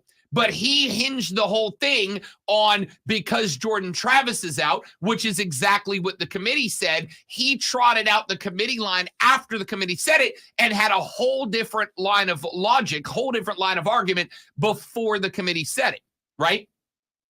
It comes across as butt kissing. So how can you watch a program that obviously is scripted and contrived and influenced by those above them? How can you give that show any time of day? I'm a from WWE fan. I do from it every this day. time forward? Yeah, but we know about that. But this, you thought was real, Do you and you understand thought that you this- thought that was This you is know the hinge point. This is the hinge point, right? I did not feel that way before this situation. When you got a guy who 1 week says a thing, and then a week later says a different thing, and the only thing that changed is that somebody trotted out a line that is a selling point for this thing, and then you come back a week later and your whole rationale has changed, right? You arrived at the same conclusion, but your reasoning has flipped entirely because a week before that, it was, I don't care, FSU's out. They don't impress me much, Shania Twain style. And then a week later, you are parroting Boo Corrigan word for freaking word. That's why a lot of people are upset. So, a guy hit Kirk on Twitter and said, remind me again why you had Bama in and FSU out on 11/18 before Jordan Travis was hurt. Why did you continue to push the narrative for the next 3 weeks? I haven't heard that explanation. And Kirk responded with a 350-word tweet. Not 280 characters, 350 words about it. He must be a premium member and pays to be. He absolutely is. All right, Or, well, I think most of the ESPN character personalities. You know what? I'm going to stick with characters now. Most of the ESPN characters have a premium account that I'm assuming ESPN pays for. So from this day forward, if you agree with anyone from ESPN, you're actually agreeing with the ESPN higher ups. No. I'm not lumping everybody together. Clearly, because Booger McFarland is still on the warpath about this. RG3 is still on the warpath about this. Those guys are still saying this is screwed. So if one thing's scripted, why isn't that scripted? How do you know that we need some dissenting points of view? So you guys, you're going to be this. So, and you guys do it well. So we're gonna put you over here. You're gonna be the heroes for some people, while everybody else is gonna do this. That's what turn to script number paragraph 3 of page 5. That's the Booger page, and then one page over RG3. Creating conflict and drama within an entertainment series. Yes. Yeah, that's a script. Now, I'm not saying that Kirk Herbstreit doesn't genuinely feel this way. He might. What I'm saying is that the reasoning behind it has switched over and over, right? That's the problem. It is not that he doesn't truly feel this way. I don't know if he does or doesn't. We haven't had the conversation. What I'm saying is his rationale behind it that he has placed on very public, nationally broadcasted television, it suddenly switched, and it switched around the college football playoff selection committee's rationale. He did not come out and say, I'm good with this being the way that it is. He said one thing, and then the committee said a thing, and then he switched to say the committee's thing. That's why everybody's upset. So he went on a 350-word tangent. But here's the problem that I have within the tangent.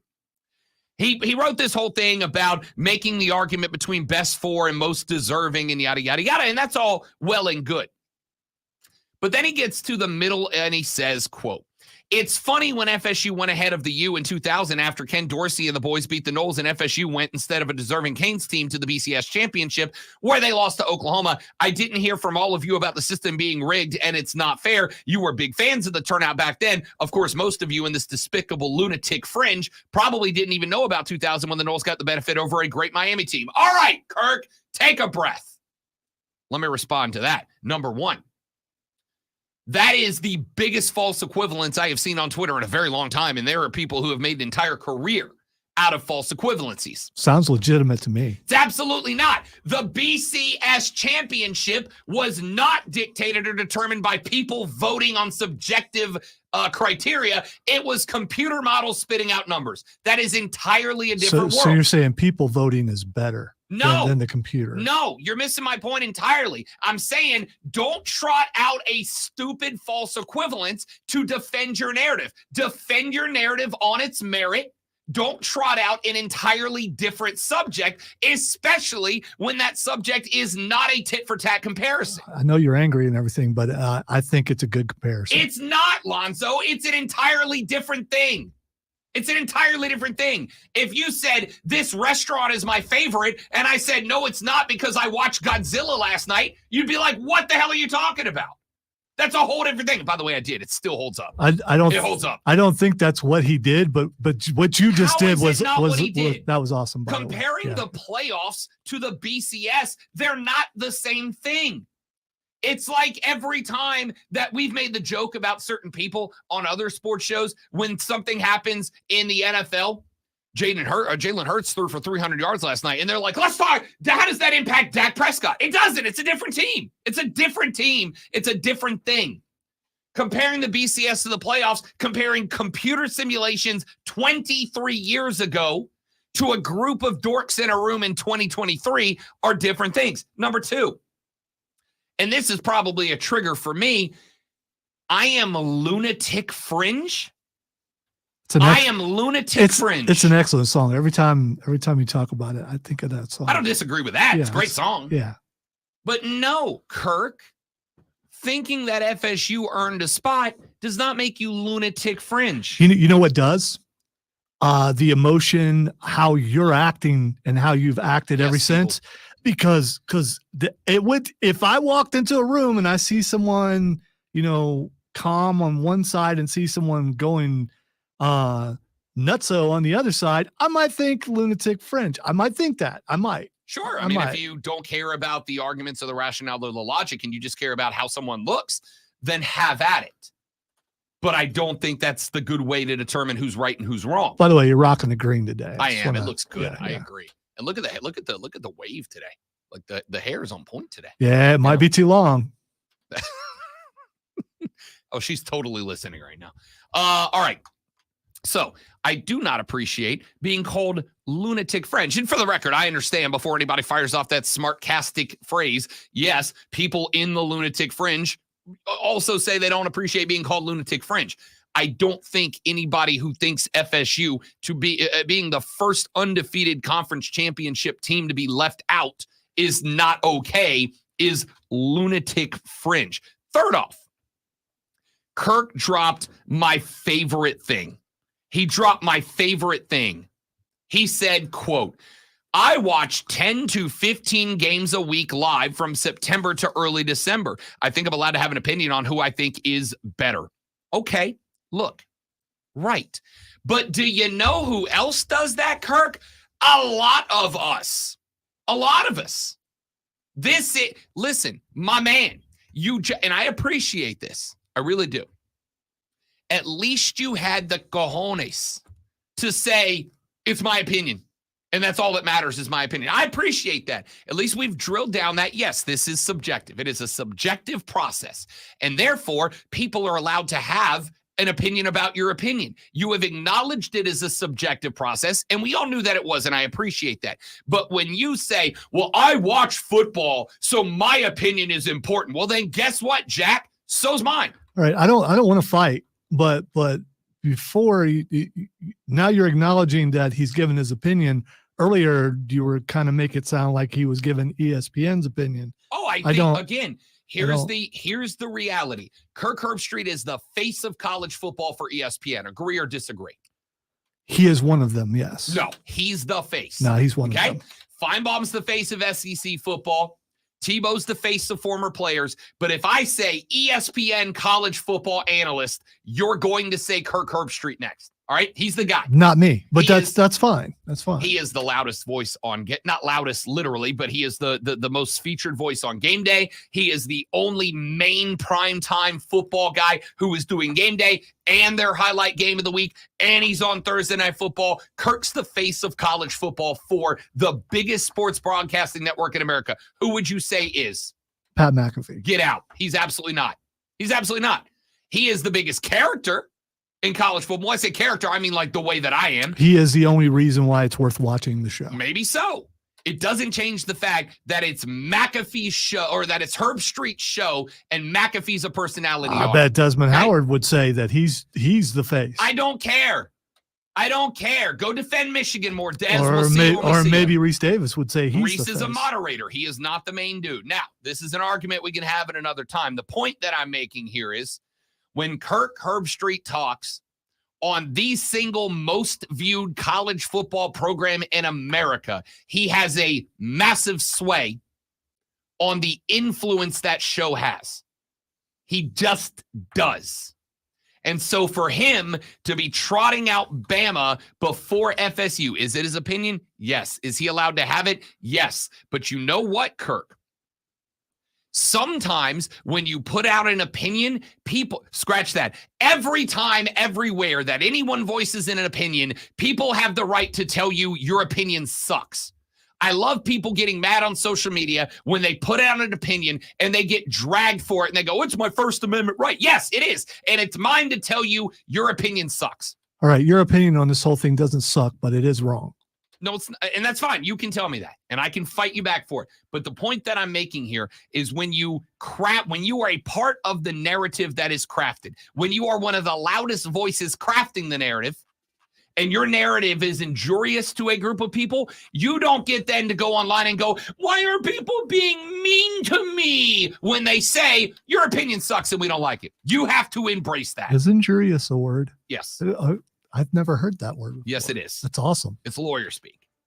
When you craft a narrative that is injurious to a group and then that group goes, hey, you suck, you have got to go, okay, sorry you feel that way. Not write 350-word manifestos on Twitter about why everybody should still be nice to you.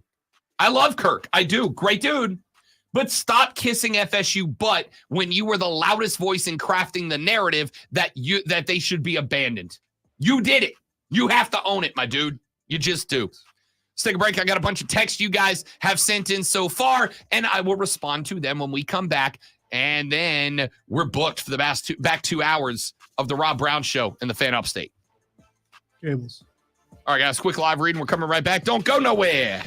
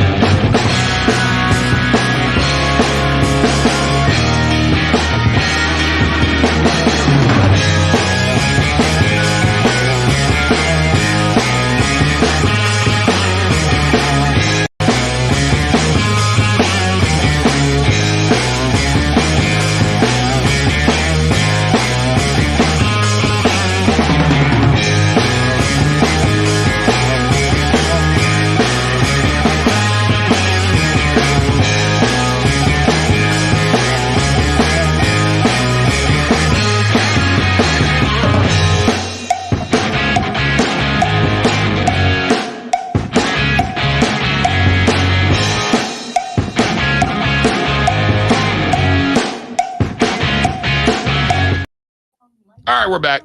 Thanks for hanging in there, dudes and dudettes. Upstate Holiday Lights sounds great for the family. How do we get tickets? You can get info and buy tickets and fast passes at upstatelights.com. We went last year and the kids loved it. I'm taking my family to Upstate Holiday Lights. We'll meet you there. Probably more than once. The family loves it and it puts everybody in the holiday spirit. It kickstarts our hollies and jollies. The Upstate Holiday Lights Show at their new location, District Park, at the intersection of 123 and 153, is open now through December 31st. Enjoy the magic of the season with family, neighbors, and friends. For more information, visit upstatelights.com. Hey, did you know the Statue of Liberty is the largest holiday gift ever given? That's a big deal, just like those at the Hyundai Getaway Sales Event. Hey, did you know when the year ends, so do the deals? It's your journey. Own every mile at the Hyundai Getaway Sales Event. Sign and drive a 2024 Hyundai Palisade with 0 down, 0 first month payment, and 0 security deposit. Now, during the Hyundai Getaway Sales Event. Offer ends January 2nd. Call 562-314-4603 for details. From the Ingalls Market Studio, the Fan. Upstate. 97.7 FM Greenville. 97.1 FM Spartanburg. Always live on the Free Odyssey app. Rise and shine, sports fans.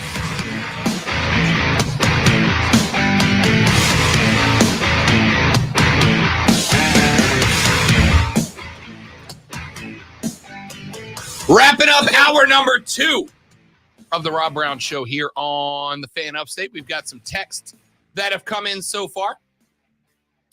Texter said, Lonzo, it's okay to have an opinion, and I'm not big on Kirk like Mark is, but Rob is right. Kirk is the man in these streets. Yeah, he's the loudest voice in college football, without a doubt. Who's Mark? Ryan, our colleague, the guy that does the afternoon show, Offsides with Mark, Ryan, and Diesel, that airs from 3 to 7 right here on the Fan Upstate. Oh, yeah, that's an awesome show. It is. It is. Texture said, Rob, your opinion on Michigan sucks. I didn't say anything about Michigan. What are you talking about? What are you talking about? I think Michigan's got one of the best defenses in college football. I think their inability to throw the football, or at least their unwillingness to throw the football, is going to betray them a little bit against Alabama. All right. I do think that Florida State would have been a good matchup for Michigan, but I've said nothing about them so far today. Spartanburg J texts the show. He said, Rob, I only watch ESPN for college football and Pat McAfee. The rest of them seem to be corporate hacks. I don't care how much ball you watch, film you study. FSU got robbed, period, exclamation point, exclamation point. Yeah, it is what it is. It is what it is. Texter said, most fans aren't faulting the committee for getting the best team from the best conference into the playoffs. FSU is the 5th team, and next year the 13th team will be the one complaining. The 13th team will be the team complaining, without a doubt. And I do think that unless you just believe a 12 seed will never win the college football national championship, which is a big ask, I do not disagree with you. The argument here, I think the problem here is that we have an issue with the process the selection committee utilizes, right? Well, it just seems that it's less about a process to get to a destination and more about the destination and then just using whatever process they want to get there, right? It is the same as when you have a discussion or a debate with somebody and they have decided what they want reality to be. They have decided what they want reality to be, and then they will follow whatever leaps of logic they need to get there. That is why, and I know that I sound like a huge dork here, and I don't care. That is why I speak so highly of the scientific method being the most important invention in the history of humanity, because it does what you're supposed to do, which is I do not start with my conclusion. I start with no conclusion. I have no conclusion, and then I follow the evidence to get where I need there. It feels like the committee did the opposite. They went with which 4 are the most compelling, and then how do we justify those 4? As opposed to going, what process are we going to use to figure out the best 4? They went, these are the best 4, and now let's figure out what we need to say to get to that point. Do you have sources on the inside that can confirm your hypothesis? No, they won't let me in the room. I've tried. I've asked. They said no. I don't know why. I don't either. Texas said, so here's the other thing. I know we all run to, it'll be Team 12 complaining, and who the hell cares about 12? There's never going to be a 12 good enough to win. And I'm not even saying that's wrong. What I will say is, what about teams 5, 6, 7, and 8 who get to host a quarterfinal playoff game versus now this is more often than not going to be about the 8 seed versus the 9 seed, because remember, the 8 seed gets to host the 9 seed in the opening round of the quarterfinals on campus. So if this is the process by what you've determined that Bama should go in over Florida State, let's look on down the line. Let's say it's next year. And let's say that, and I'm not saying that these are going to be the results, but for the sake of having a philosophical discussion, let's say that next year, Florida State goes undefeated again. They win the Atlantic Coast Conference as one of the 4 highest Power 5 conference champions. They earn the bye. And let's say that because Clemson checks in second, they do make the 12-team playoff. But let's say that they are the 9 seed, right? The first team out of hosting a playoff game. And let's say that Clemson goes 11-1 next year. Or let's say 10-2. Let's say they go 10-2 next year. They lose to Florida State in the regular season. And let's even say, again, I'm not saying this is what's going to happen or this is my prognostication. I'm using it for a debate. Let's say Clemson goes 10-2. They lose to FSU in the regular season. They lose to them again in the ACC title game. Florida State at that point will have obviously earned a first round bye. Clemson, though, at 10-2 is ranked inside of the top 12. They're going to the playoffs, but they check in at number 9. And at number 8 is a 9-3 Missouri team out of the Southeastern Conference, a team that you won more games than. But the committee goes, yeah, but Mizzou is in the SEC, and therefore they deserve some bonus points. So now Clemson, you get a quarterfinal game, but you've got to go on the road to a team that most of us view as a lesser football team, but they got the SEC bonus points. So now you got to go on the road in round 1 and make your lives that much more difficult as opposed to getting the opening round game in Memorial, which is a much easier path to make it to the second round. The point here is we are looking for a description of the process as opposed to just going, yeah, we think those are the best 4. Because that's the argument. Even Kirk in his manifesto here has basically said, I think Bama is better, therefore Bama is better. That's not how anything works. You don't get to go, I think. That is how it works. If I think something is, then it is for me. And in this case, there was a consensus. A bunch of people said Alabama is better. And so they put them in. They each individually had an opinion, but collectively that opinion ended up being votes, and they voted Alabama in. Correct. And we all think that sucks. No, You understand? quit saying unless you are speaking for Florida State in the ACC, you cannot say we all, because we all don't can't either. Right. And you just did. No, I didn't. You did. I did not. Said the committee voted, and that's all that matters. That's all that matters. There's no we all in committee. That's so confusing. Let's follow that logic. At the beginning of the season, a bunch of people get together and they decide who the best 25 teams in America are, right? So screw the regular season. Let's just take the teams they say are the top 12 and have a playoff. Why do we need the regular season anymore? Your anger is clouding your analogy. My analogy is perfect. Yeah, okay. It's because perfect. That's your opinion. We also need to take a break because we got a big guest coming up. Texter said, hey, Rob, you don't need to be in the room to know what the committee did. Earlier versions of the rankings dropped FSU to 5th, and their explanation was Alabama. Case closed. Yeah, no, that's it. That's the problem. We got to take a break. You are absolutely right. When we come back, we got a segment. Then we got Rashad Beard. Then we got Emily Adams. Then we got Mike Noonan. Then we got Fight Club. Then we got Twitter. Then we got going home. But right now, we got a sports flash. I don't want to do this because I can't give my opinion. The SEC schedule for the 2024 football season dropped last night. South Carolina will begin its conference slate in week 2 at Kentucky, then return in week 3 to host LSU. There's 3 conference games against Ole Miss and trips to Alabama and Oklahoma, sandwiched between bye weeks. At Vandy, home games against Mizzou and Wofford, and a road trip to Clemson will end the season. If you had a problem with transfer portal, cover your ears. Judge John Bailey of West Virginia granted a 2 weeks restraining order yesterday, giving college athletes who have transferred more than once immediate eligibility. We are your home for Furman basketball. Tune in tonight at 6:30, right after Offsides with Mark and Diesel, for the Paladins taking on Tulane right here on your home for Furman football and basketball. The Fan, Upstate.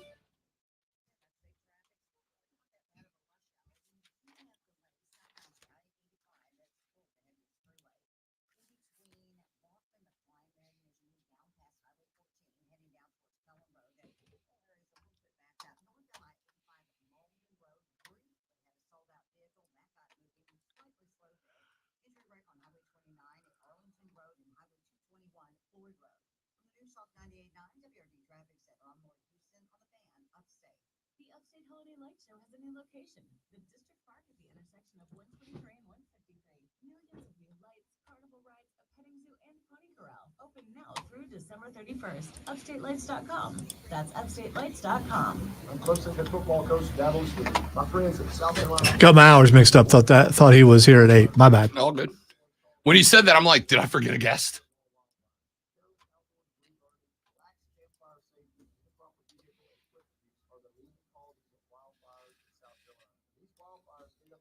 Well, With the sports flash, kudos. in the midst of all the red that you're seeing, it's a possibility that you could have forgotten something. It's like a salmon.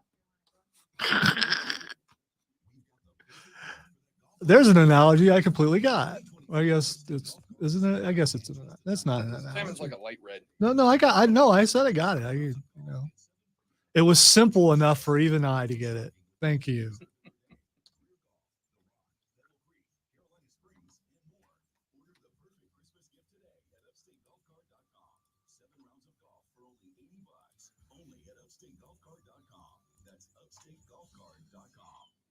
Jump into the holiday spirit and listen to the Christmas Station, Magic 106.3, for all the sounds of the season, from Mariah to the holiday classics. It's the most.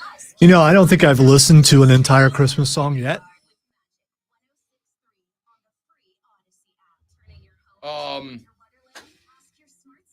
I have.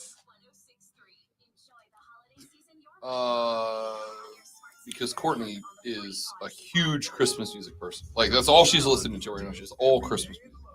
So every time we get in the car, she immediately flips to Christmas music.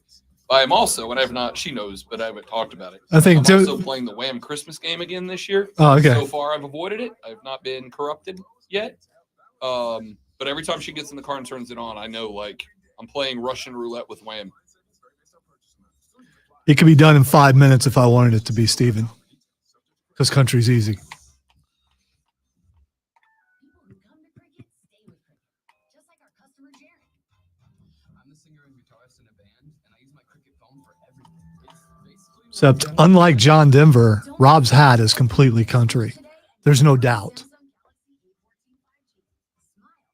If it ain't got twang, it ain't our thing.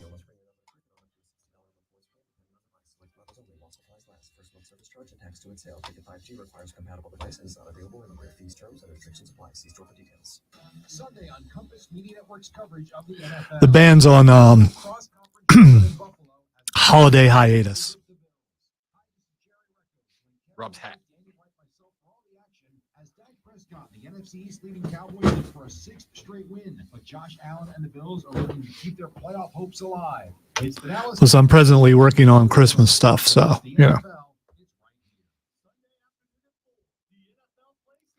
writing what would be award-winning material if they ever have a weekend show category.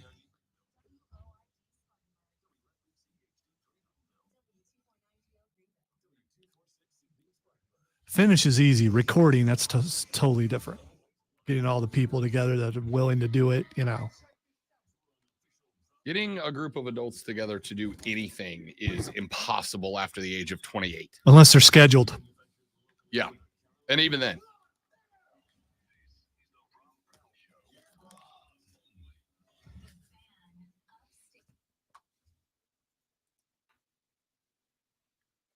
Yeah! Yeah!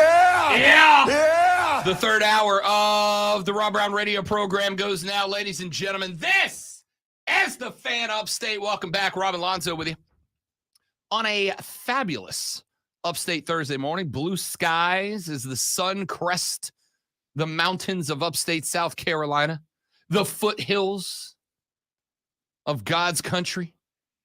What a beautiful place. What a beautiful morning. That was poetic. I agree. All right. We've got a lot of stuff to get to, a lot of stuff to talk about on the radio broadcast today. And we're going to jump right in because we have to, for the remainder of the show, biggest challenge of all time, we have to stay on the clock for 2 hours without screwing it up at all. Yeah, Okay? like that's going to happen. We got to try. We got to try. What's this we stuff? We got to try. What is this we stuff? Right?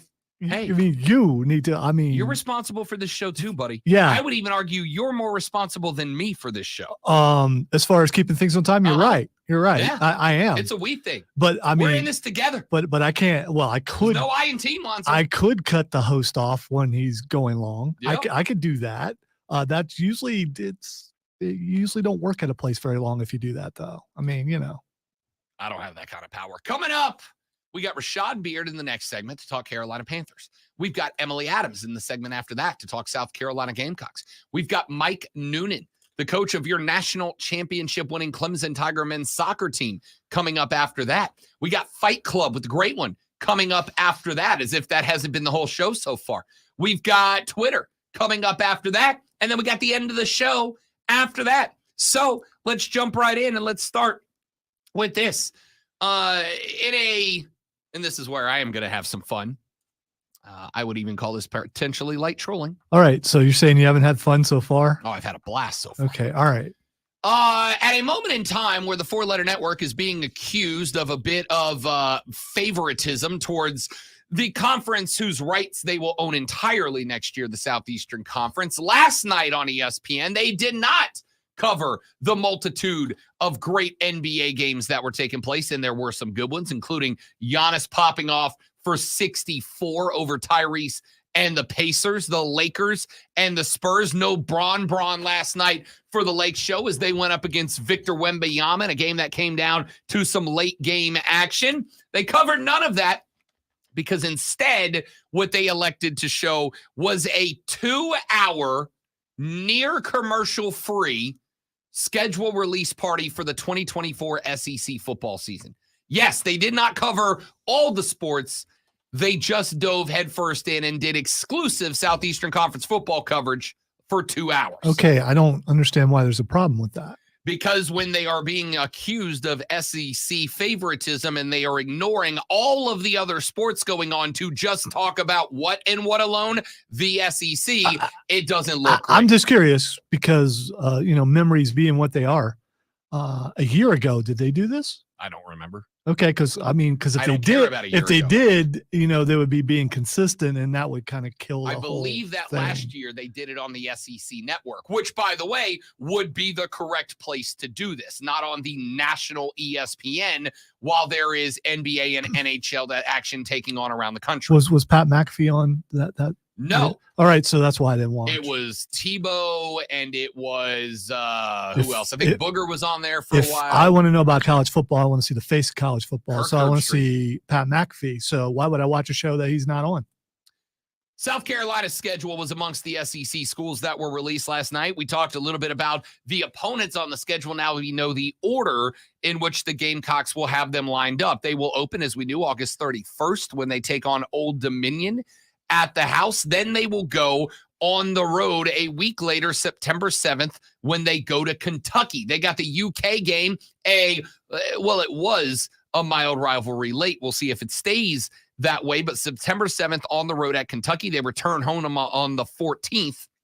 Let me say that whole sentence again because I mumbled through it. They return home on the 14th of September to take on LSU.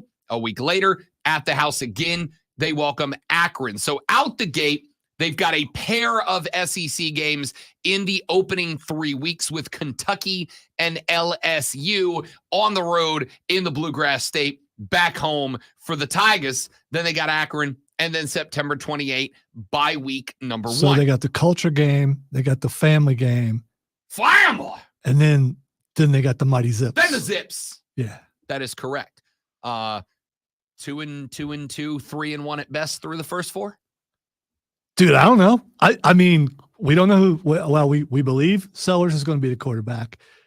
They might be a running team with the running backs they just got. They got a receiver who will actually stay on the field. That's a good thing. I don't know. We'll find out. We'll find out. I hopefully after some practice and some things like that, will these guys be playing in the spring game?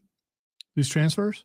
Probably. See, I don't know about the eligibility for that. I mean, yeah, they'll be able to. Okay. Will they or won't they? We'll find out. Might be 28th. worth going out of Columbia to see all the new guys. Will. Yeah. I probably will. September 28th, they got the bye week. They reopen in a 3-game SEC set, with the first being at home when Joey Freshwater, a.k.a. Lane Kiffin, and his running Rebels come to Columbia. Then it is a brutal back-to-back road trip, as October 12th, they are at Alabama. The very next week on the road at Oklahoma. Fortunately for the Gamecocks, after they go 0-3 in that stretch, they have a bye week on October 26th. So they're going to be going up against the defending national champion, Alabama. Maybe. And then they got to go to Oklahoma. And then, Yep. Okay. All right. And Ole Miss to proceed, a top 12 team. Good luck. Then they got the bye week October 26th. They return the week after Halloween, November 2nd, and they have a 5-game stretch to the end of the season. That includes at home against the Colt of Texas A&M, on the road at Vanderbilt, back home for Mizzou on the 16th of November. November 23rd, they will be at home hosting Wofford, and then they round out the season on the road Thanksgiving weekend at Clemson.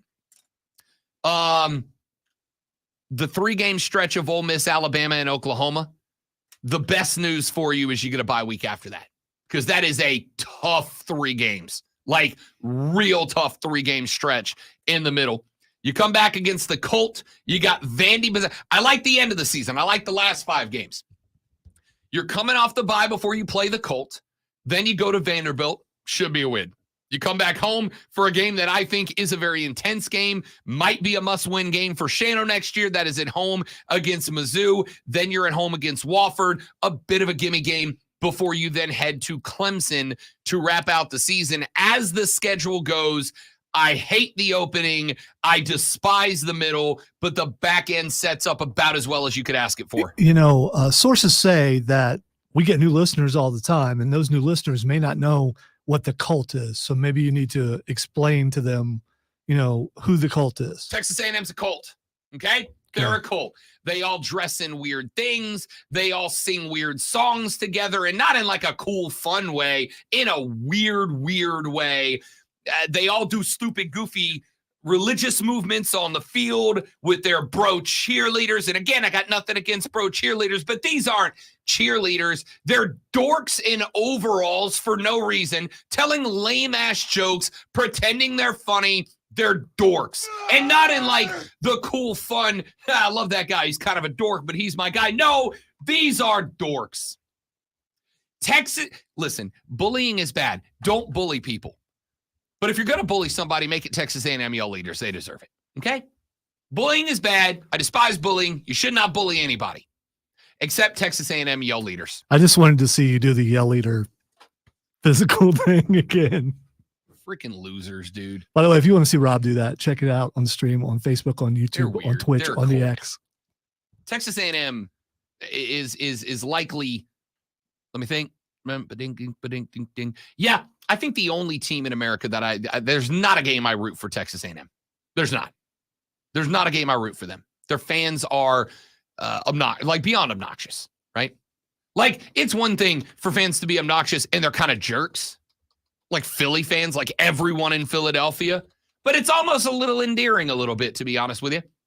Texas A&M fans are just undeservingly arrogant people for no reason.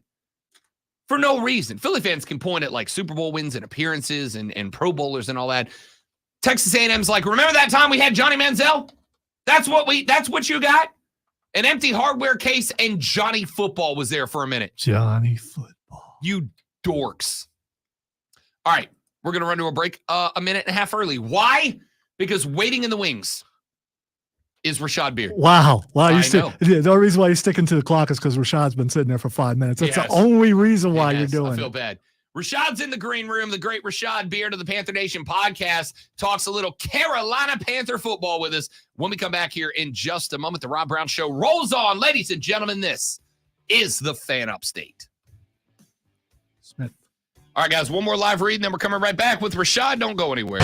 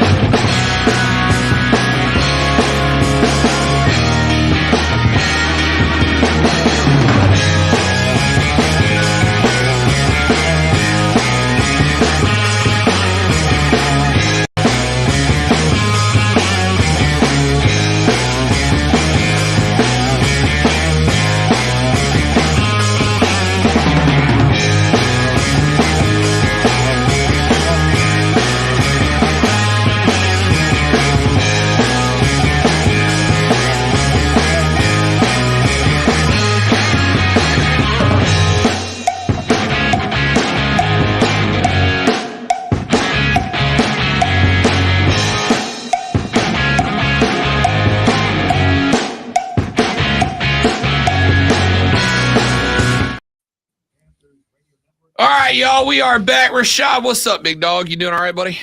What's up, guys? How we doing, man? Good, good. Glad to hear it.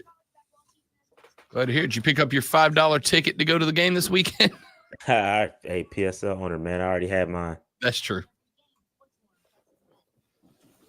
You could buy it for $5 and resell it for $6. I mean, you know. I saw 45 cents. You got. Are you serious? That's not. Yeah, That's dead not serious. good. Golly. It's ugly out here. You ain't wrong. Might be willing to travel down to Charlotte for I'm 45 trying to tell you. cents, but I mean, is parking went down. That's the thing. So ticket prices, if parking's still the same, then you know, then you got a problem. Very true. Gonna be a home game for the Dirty Birds. Can we just get a press pass just for parking? Yes, we can actually. This is just an idea.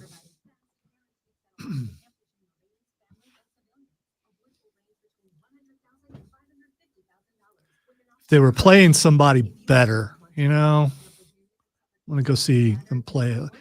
How many people from that team will show up? Yeah, Atlanta usually doesn't come over too much. Their fan base is kind of fickle too, so. But that Green Bay game, it's gonna be nasty work. A lot of green, a lot of gold. See, Jordan Love is playing better, but he's not. He's not They Aaron still got Rodgers. a diehard fan base though, man. They're still locked in.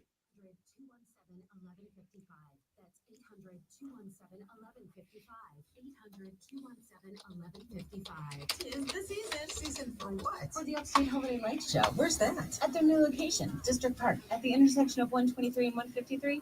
Millions of incredible Christmas. Is that Jags game away? Giant Christmas tree, a 600-foot long light tunnel, carnival rides. If the Jags game was a home game, Do we need tickets? Yes.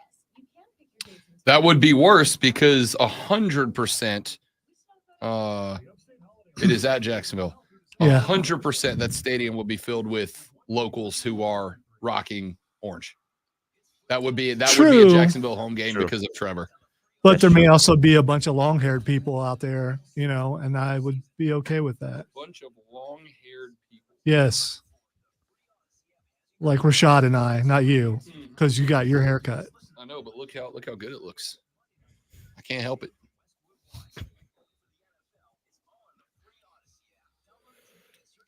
I gotta say, as far as hair goes on this show, especially when Rashad's on, you're number 3. I'm number 2. Easily. Yeah, but you're number 3 I for think sure. there's a length, but there's a difference between length and quality. It's short. So many jokes right there. What is- I just There really is. Yeah, I regret I- saying that. I do. Yeah. I regret Pause. saying that. That's getting clipped. I have no doubt. That's gonna bite me in the ass.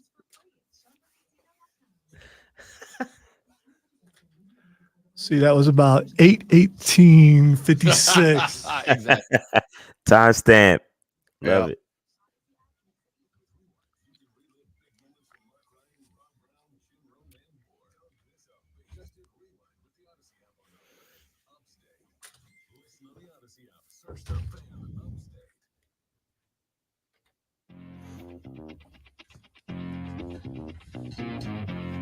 The Rob Brown Show continues, ladies and gentlemen. Welcome back. It is the Fan Upstate every Thursday at 8:20, or when I stay on the clock, 8:19.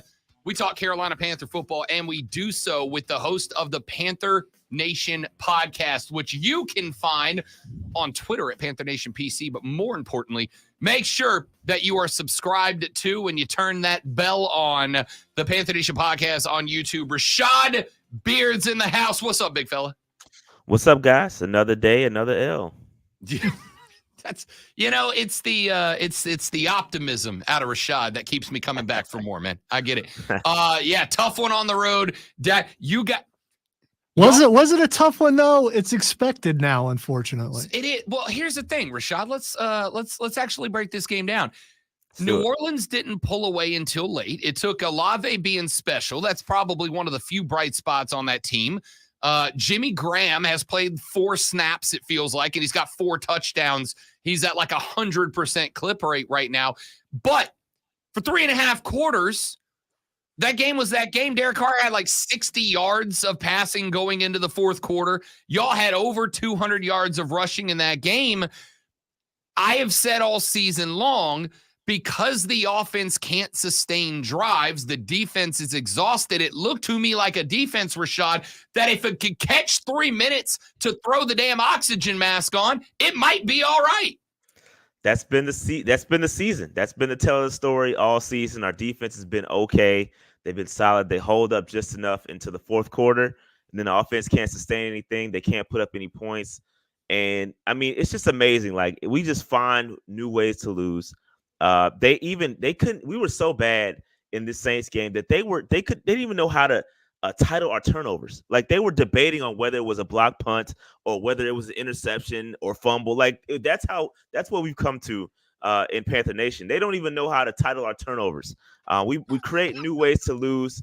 And it's bad. I mean, you've got a lot of Panthers fans that are checked out. They don't want to watch anymore. And it's a bad product on the field. So credit to our defense. We've got up here, and I say it every week. Our defense holds on. Derek Brown is playing out of his mind. JC had a really nice pass breakup. He looks good. So if you want to look at any side of the football, it's that defense, because they continue to keep us in games. Offensively, not so much. It's just more. It's worse and worse every week. It's bad. We have a bad offensive product, and so it's not good. All right, so let's start with, and there is one guy specifically that I want to get your thoughts on, and that is Terrace Marshall Jr.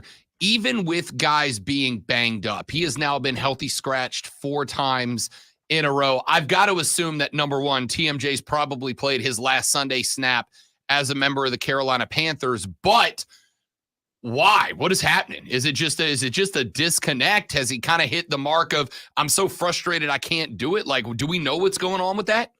I don't know what's going on with Terrace Marshall, but coming into the season at training camp, Dave and I made a joke about Terrace Marshall, calling him wide receiver 5, because he wasn't getting many reps in the preseason. He wasn't being played, and you can tell as soon as we drafted Jonathan Mingo, we knew that Terrace Marshall's days were numbered, and he did request a trade. If you recall, right before the trade deadline, he requested a trade. Obviously, he's not going to find a trade partner. Just because he hasn't proven that he's been that good to be anything, right? And so I think that the argument for Terrace Marshall, for the pro Terrace Marshall folks, is that you can see what Terrace Marshall did under Steve Wilks. Under Steve Wilks, he had a resurgence. He had like 500-something receiving yards as soon as Wilks was named head coach, or interim head coach.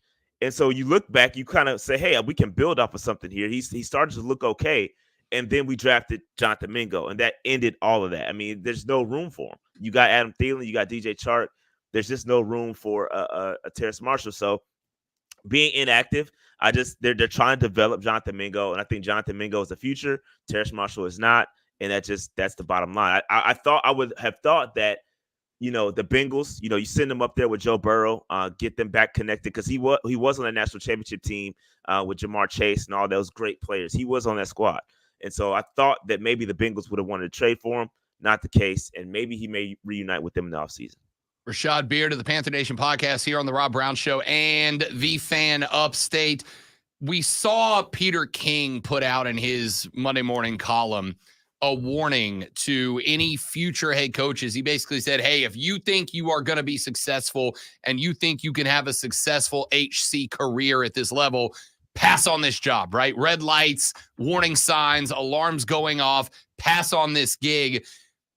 Peter King's a pretty respectable name in the game right now. So for him to put out something like that, you and I talked last week, I think you've almost kind of been obligated now, forced to go experimental. You gotta try to find your own Mike McDaniel at this point and just hope that you stumble in the right guy. When you've got a voice in the game like Peter King's, telling future candidates, avoid this job, wait a year for another one to come open if you don't get one in this round. Golly, that's a tough look.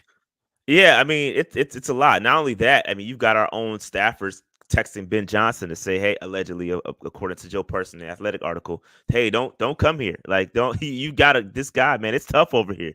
So, I mean, that it's bad. I think that I know we will get a coach. Obviously, there is someone out there that will take this job. And I think, you're going to have to overcompensate. You're going to have to pay, which we don't really care how much he's paid because there's no coach salary cap for coaches, right? So you can pay whatever you want. Doesn't really matter. But at the end of the day, when you're analyzing jobs, when I'm looking at jobs, I'm a head coach. I'm looking at, number one, who's my quarterback? Or can I get a quarterback? Where do we sit in the draft to get me a quarterback? So I want to get my own guy. But in this situation, hey, I'm forced to work with Bryce Young. Right, Bryce Young is my only choice. I can't go out there and get the guy I want because I'm forced to work with Bryce. Maybe I don't want to work with Bryce. Maybe that's not who I want to work with. So that may limit some candidates, right? And then not only that, you have to take a look at the ownership, right? What has the ownership done prior to me getting here? I fired guys within 10 months. I'm so just I do anything at my own whim. Whenever I feel like doing it, I'll cut a guy. So. It's just a tough situation for the Carolina Panthers. Hence, my shirt here to say David Tepper step back. David Tepper has to step back, man. Like, that's the bottom line. He's got to find the right guy. Hopefully, we can get the right guy in this next round of coaching hires, and then just fall back and let these guys go to work. I am Rashad. I'm a fan of the show Ted Lasso. All right, I enjoyed the show. I thought it was a good show, and there's a speech towards the end of it where he says, "I hope that all of us or none of us are judged not by our actions, but what we do if we get a second chance." And basically says that people are given second chances. Some get better, some don't. To me, and we've talked about this at length, and I think the Peter King article kind of drove this home, Rashad. This team only gets better if David Tepper, and at this point, I don't even think it's conjecture anymore. I think I can say it with an air of fact about it. This team only gets better if Tepper steps back and lets the football guys take over. And when you've got a staff underneath you that seems as divided, not just in half, but like in a bunch of different cliques around the whole staff, you can't fix that, man. Like, you can't fix, or at least not immediately. And my fear is that Tep's going to overmanage his overmanagement that got us here. And if that's the case, man, you're screwed, dude. You're screwed. That's just it.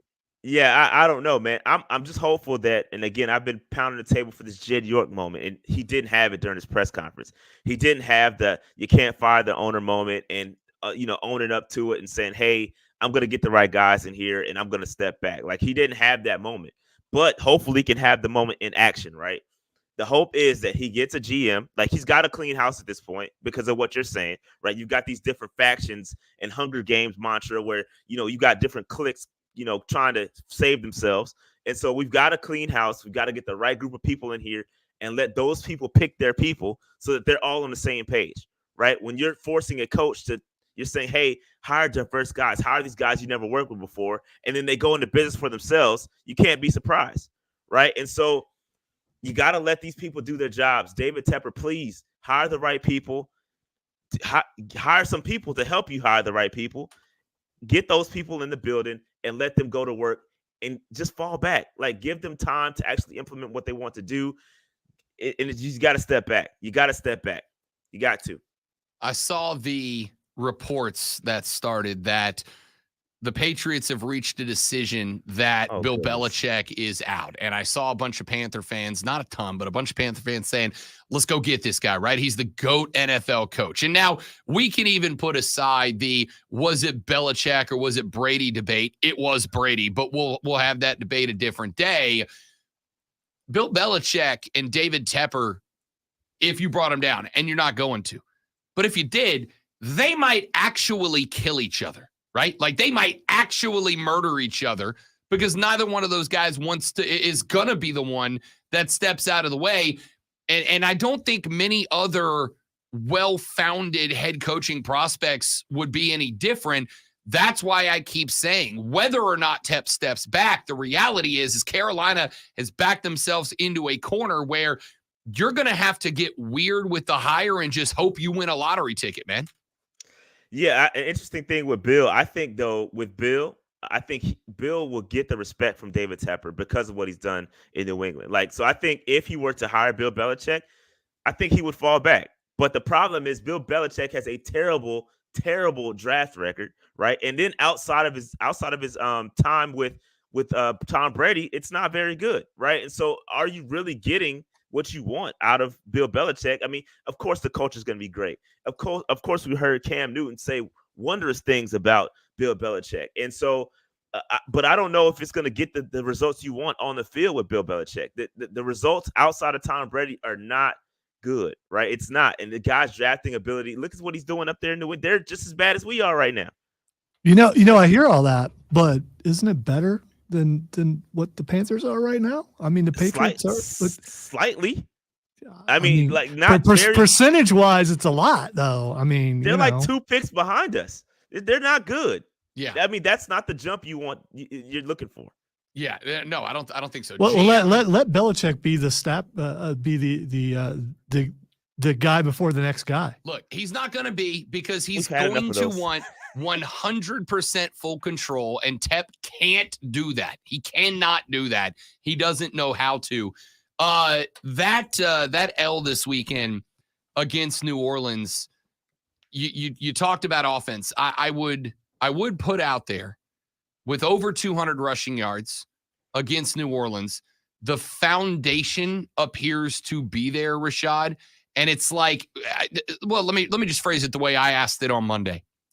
When you got an offense that's cutting you up, that's cutting up New Orleans defense, why did all of the sudden Thomas Brown and the offense decide we need to start running 5 wide 9s down the sideline and just see if we can spray and pray 40-yard passes? Why were you not playing with a pass game that worked with a run game? Why were you breaking away from a run game that was gashing and asking Bryce to throw 40-yard passes behind an offensive line that gives him less than a second and a half of protection per play? I don't know the answer to that question. Did it frustrate you the same way in like watching it as it did me? Yeah. Well, you couldn't have been frustrated because you were happy to see that based on the team you root for. But listen, I just listen. The Thomas Brown situation, it is what it is there. I don't think we have an offensive coach on the roster right now or on the coaching staff that's going to still remain. So I'm not really looking for any bright things from the offense. It just is what it is, man. I'm ready to get this season over with. It is very frustrating. And to Thomas Brown's credit, though, a couple of those passes were there. The Jonathan Mingo, when he was running 3 yards ahead of the guy and Bryce overthrows him, like those are the ones you got to get. I get it. He doesn't quite trust his offensive line. There's a lot of bad things going on with the Carolina Panthers. It's frustrating across the board. The offensive line is frustrating. And listen, here's the deal. We saw the offensive line do well. We've seen us run the football successfully going back to Wilkes. We went away from that at the beginning of the year. We got back to it now.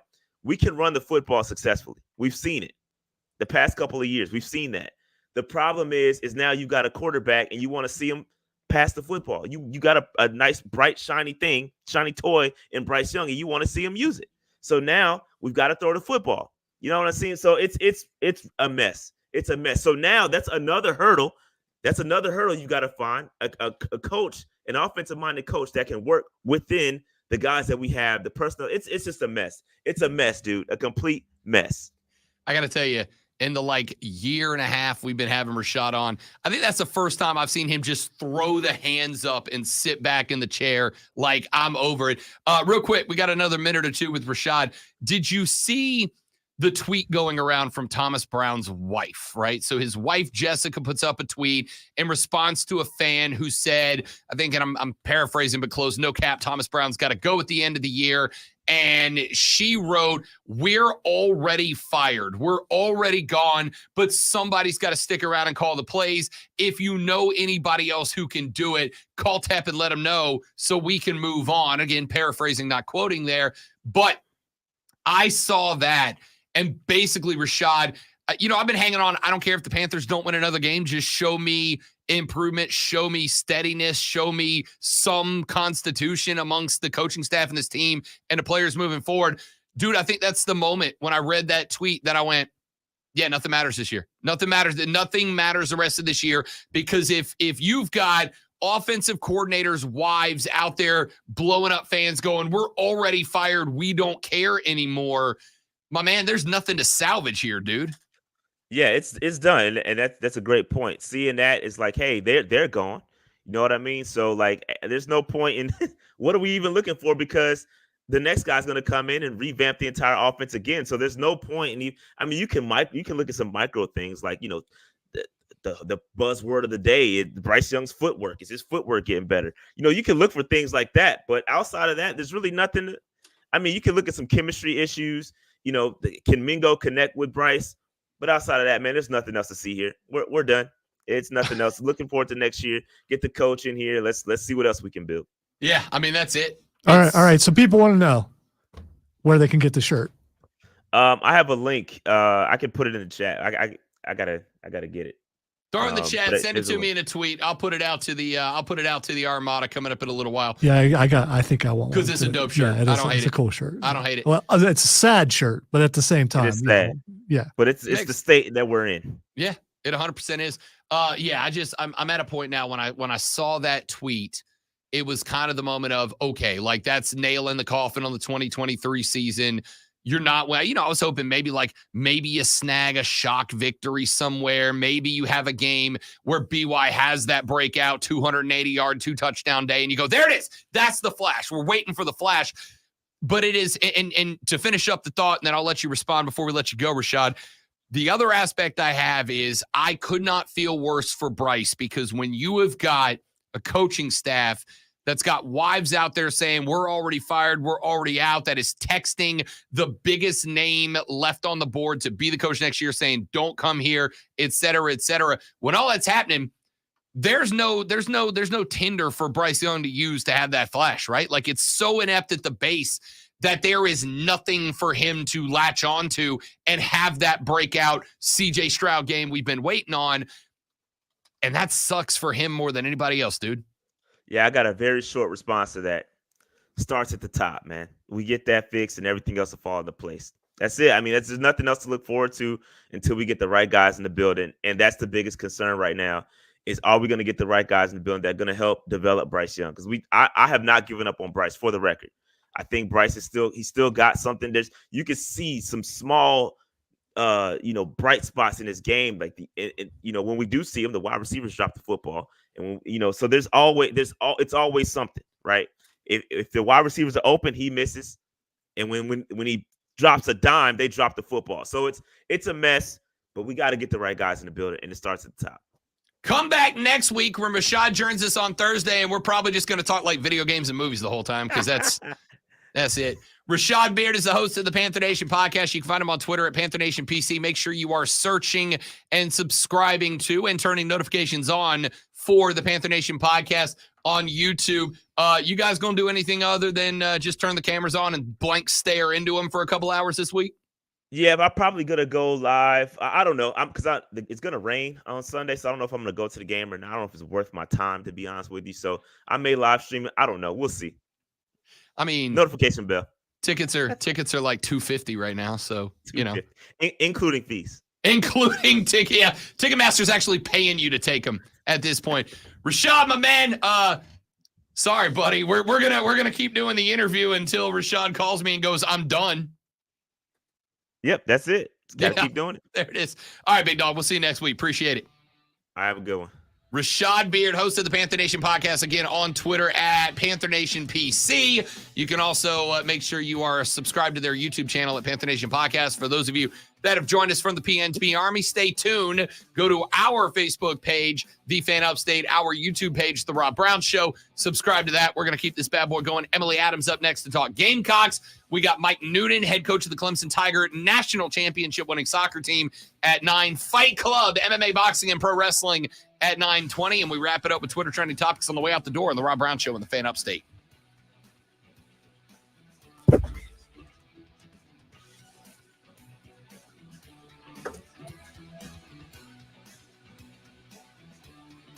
Already looked up the shirt.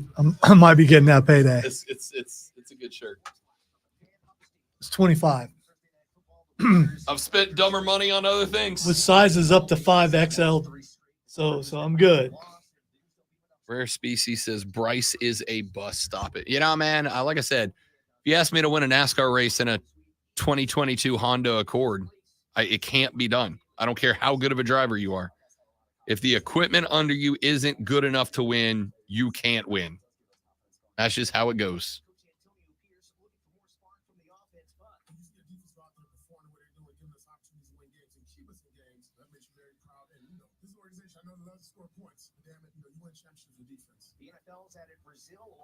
That was aggressive. I liked it.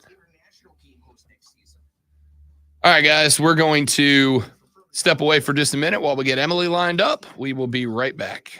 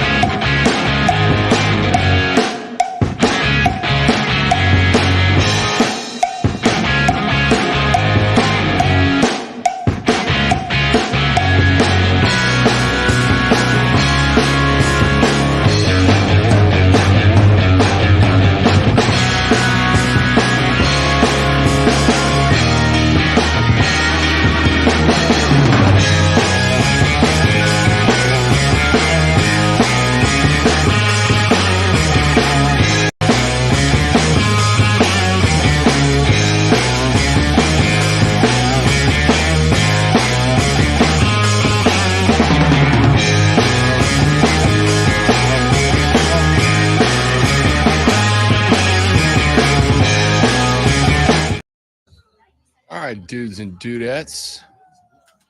Emily good? Emily good? Yeah. Okay. I don't have my phone thing.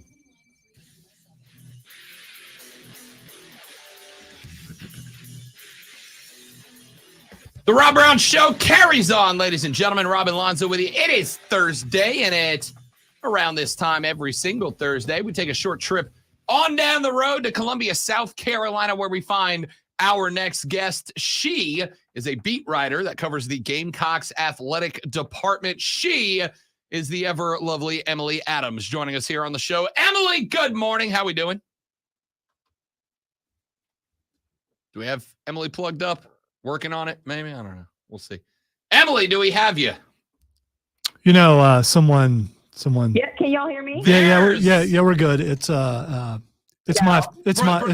The board broke. No, it's my fault. It's my board. I should look at it and see why some people would zero everything out, which is stupid. But anyway, sorry about that. What are you gonna do? Emily Adams here on the show. How we doing, ma'am? Hey, can't complain. You know, keeping us busy the last couple days here down in Columbia. So Yeah, can't complain too much. Love it. Love it. Emily Adams joining us here on the Rob Brown Show. And the fan upstate. Emily, a lot transpiring since last we spoke. We saw Mario Anderson go into the portal. We talked about that. But now we have names coming out of the portal. Rocket Sanders, running back from Arkansas. We had the young man out of Vanderbilt, the wide receiver, that's on his way over as well.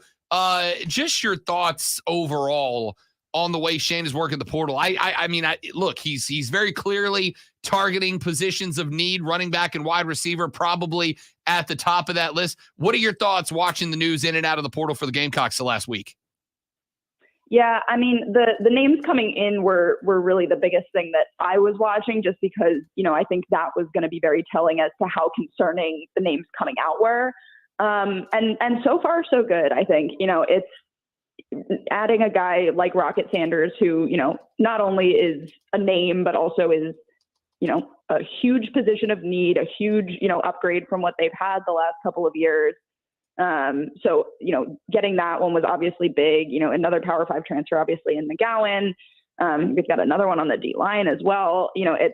It's been really, really productive pretty quickly. And I think you didn't see this as much last year. It took them a lot longer to start adding their guys once the portal opened. So encouraging signs out of the building so far. Yeah, no, and listen, I think that's very important, right? Like, I think South Carolina fans since last Thursday, Emily, rightfully have been concerned with the transfers, with Juice Wells taking off, with Mario Anderson taking off.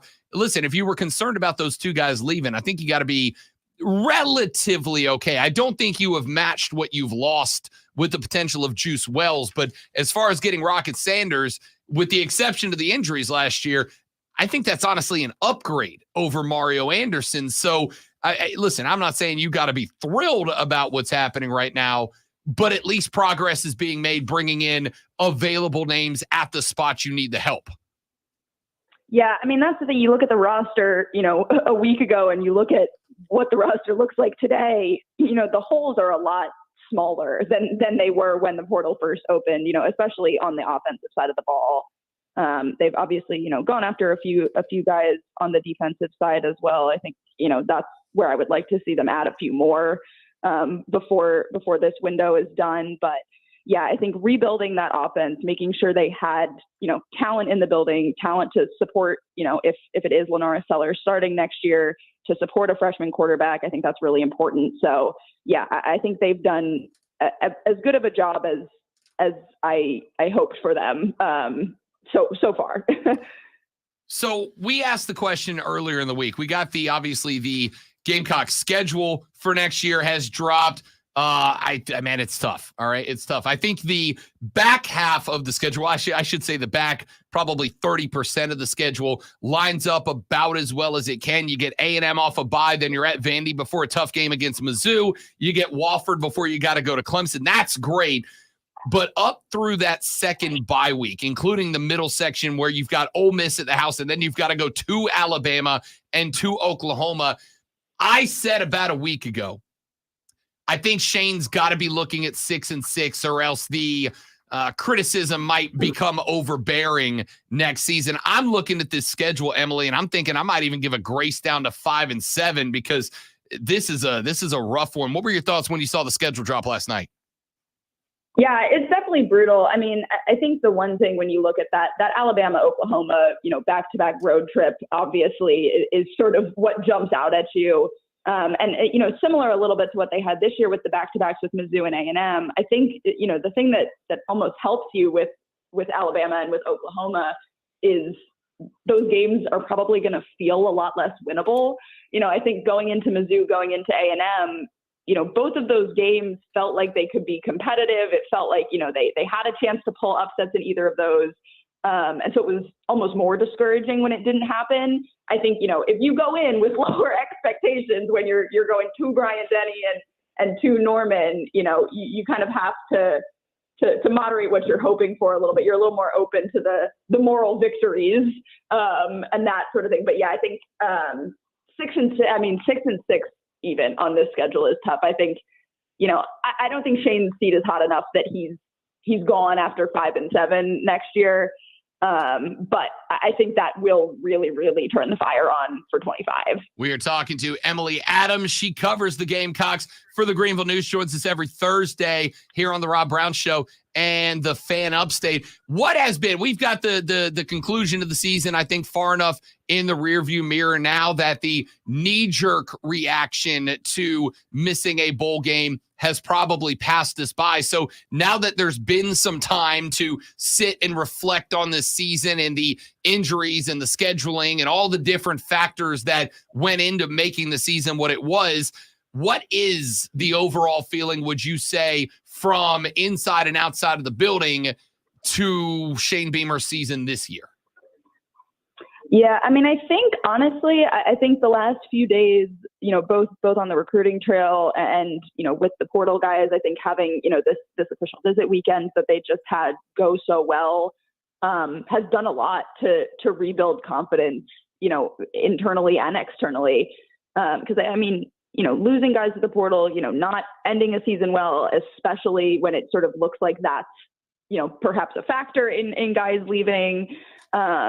I think that always sort of sends up the alarm bells and sets off the panic buttons. But I think, them being able to fill those holes quickly and, to still have guys who, are interested in coming to South Carolina, guys who are coming, from a program like Arkansas that, obviously had a down year this year, but, was pretty good in 2022. So yeah, I think it bodes well for them. I think the momentum is trending in a much better direction than it was, 3 weeks ago. Emily Adams talking Gamecock football with us here on the Rob Brown Show and the Fan Upstate. Let's real quick, Emily, before we let you go, shift gears over to the men's and women's basketball program. South Carolina under Dawn Staley holding pretty tight right now onto that number 1 overall spot and really have not been too challenged for it over the past couple of weeks. Can you check in with us on where that program is right now? What are you seeing out of this women's basketball program? And with all the new faces, all the new names, is it too early in the season to go ahead and call Dawn's gang a preseason March favorite? No, not at all. I mean, I think they are a clear Final Four team to me, which is, such a testament, obviously, to that coaching staff to be able to, turn over the entire starting lineup and really not miss a beat. It took them a week to get back from number 6 in the preseason poll to number 1 after week 1. And I mean, yeah, they've been unanimous, I think, the last 2 or 3 weeks now. They can beat you so many different ways. And that's what's been really dangerous about them. It's why, they have more ranked wins right now than anybody in the country. And that's, not that they scheduled the most, although they have more than some, but they've been able to compete with teams that play very differently from each other. And that, I think, is a recipe for March success. Since the L to Clemson over on the men's side, Lamont Paris's fellas right now at 8-1, tied atop the Southeastern Conference, although there have been no conference games yet, so that's easy to do. Only one team with a better record, the perfect Ole Miss Rebels at 9-0. Bounce back for a 6-point win on the road at East Carolina, back home for, I think, the next 5 in a row. That culminates January 6th with Mississippi State. How did the Gamecocks take that road L to Clemson on the chin, and do you think that is going to be one that slows them down a little bit? Do you think this team is ready for SEC play? I don't think so. I mean, I think this is a team that went through losing last year. Obviously some of these guys weren't here, but most of them were not, playing on super prolific programs, winning 25, 30 games. And so I think, this is a group of guys that's sort of accustomed to bouncing back, when things are not going well, and to overcoming that sort of adversity. And Clemson's a really good team, and I think they know that. I think they saw that. I think the fact that Clemson, keeps going up in the rankings shows that. The fact that South Carolina is still getting votes, shows that. So I think they're honestly in as good a place as they could have hoped to be in at this point in the year. Obviously, that Clemson loss hurts just because it was within reach. But I think realistically, they've set themselves up very, very well going into SEC play to contend for some of those upper NIT, even potentially lower tournament slots. Emily Adams is a beat writer covering the Gamecocks athletic department over in Columbia for the Greenville News. She joins us every Thursday to talk Gamecock sports. You can follow her on social media at EAAdams6. Emily, thank you. You're the best. Yeah, pleasure as always, Rob. We'll talk to you next week. That is Emily Adams of the Greenville News, again, at EAAdams6 on Twitter. This is Lonzo of the Fan Upstate. You can follow him at Lonzo on WORD. Yeah, follow her. Don't follow me. You better follow. After striking Phoenix center Yusuf Nurkic in the face Tuesday night, the NBA has indefinitely suspended Golden State forward Draymond Green. A release from the NBA said the suspension takes into account Green's repeated history of unsportsmanlike acts and will require Green to meet certain league and team conditions before he returns. Green will miss out on over $153,000 per game if he misses under 20 games and over $202,000 if more than 20. The NFL's Vice President of Football Operations, Troy Vincent, said yesterday the NFL will not apologize to Andy Reid or the Chiefs for the offsides call that took a game-winning touchdown off the board last weekend, but acknowledge that mistakes have been made and that steps are being made for officials to get better. Tune in tonight for Furman basketball as Furman takes on Tulane at 6:30 right here on the Fan Upstate.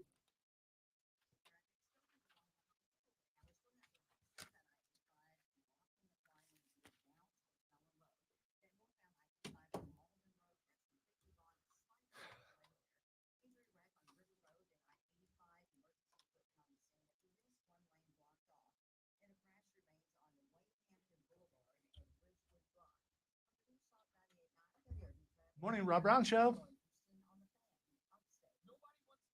Hey, Coach. We've got about 2 minutes left in this break, and then Rob will be right with you. All right, hang on.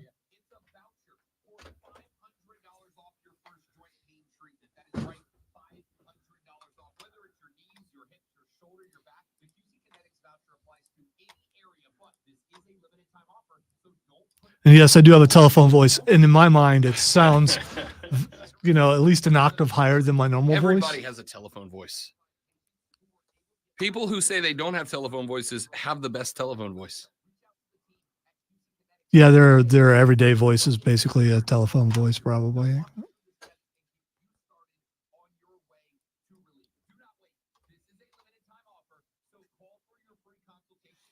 Yeah, I did kill it again. Thank you, Steven.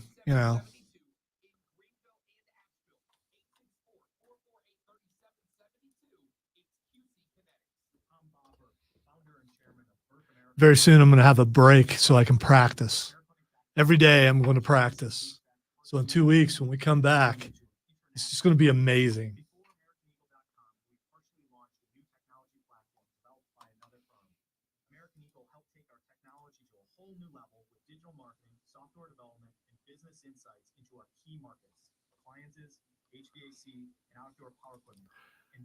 It's one of those things, Zach, like most guests, we just ask.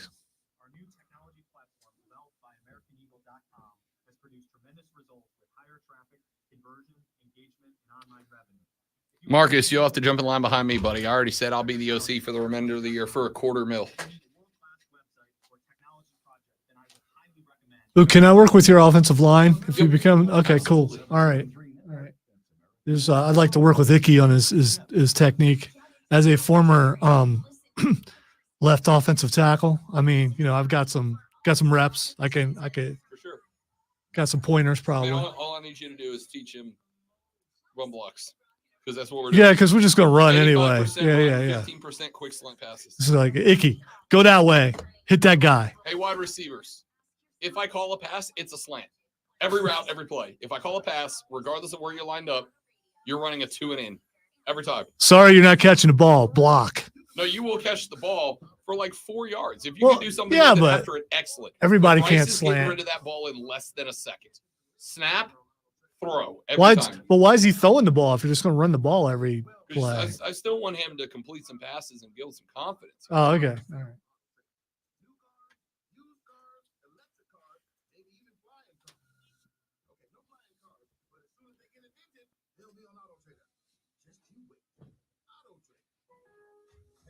Travis Kelce, NFL tight end and proud member of the Lowe's home team.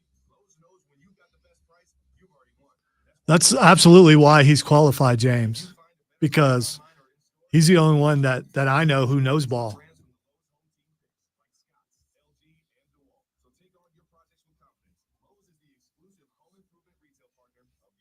Upstate Lights in the first break. 10-4.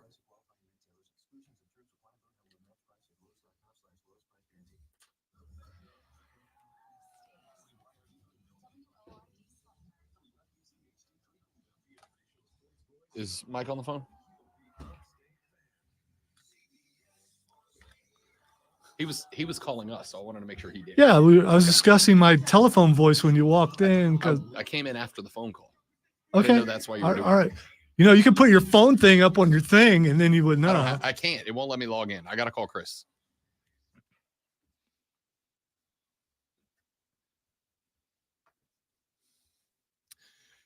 The final hour of the Rob Brown radio program begins right now. This is the Fan Upstate 97.7 FM Greenville, 97.1 FM Spartanburg, and all around the world at thefanupstate.com or free on the Odyssey app. Now, honored to welcome in our next guest. He is the head coach of your now, once again, second time in 3 years, reigning, defending, undisputed men's soccer national champions. He is Coach Mike Noonan joining us here on the show. Coach, welcome in. Great to have you. Thanks for taking a few minutes, boss man. Happy to be here, and thanks for having me. Of course. Been a pretty whirlwind last couple of days. I have no doubt, man. Grabbing the second natty in 3 years. Talk to me a little bit about what the celebration's been like so far, man. It's funny. Everybody thinks it's been this huge party and celebration, but we got on the plane on Monday night, about 11 o'clock. We were back here, Clemson, about 2:30 in the morning because guys had exams starting this week. So they were in their exams on Tuesday morning. So there hasn't been a real huge celebration, but there will be. I think they're going to have a parade sometime January or February. So we will definitely have a big celebration. But most importantly, the guys had to get their academic work done. Hang on, Coach. You're telling me you couldn't pull a string, you couldn't pop off a couple of emails to get these guys like a week to celebrate, Coach? A week from now is Christmas. They want to get on break too. It's been a long season. That's fair. And they don't get me wrong. The locker room was awesome.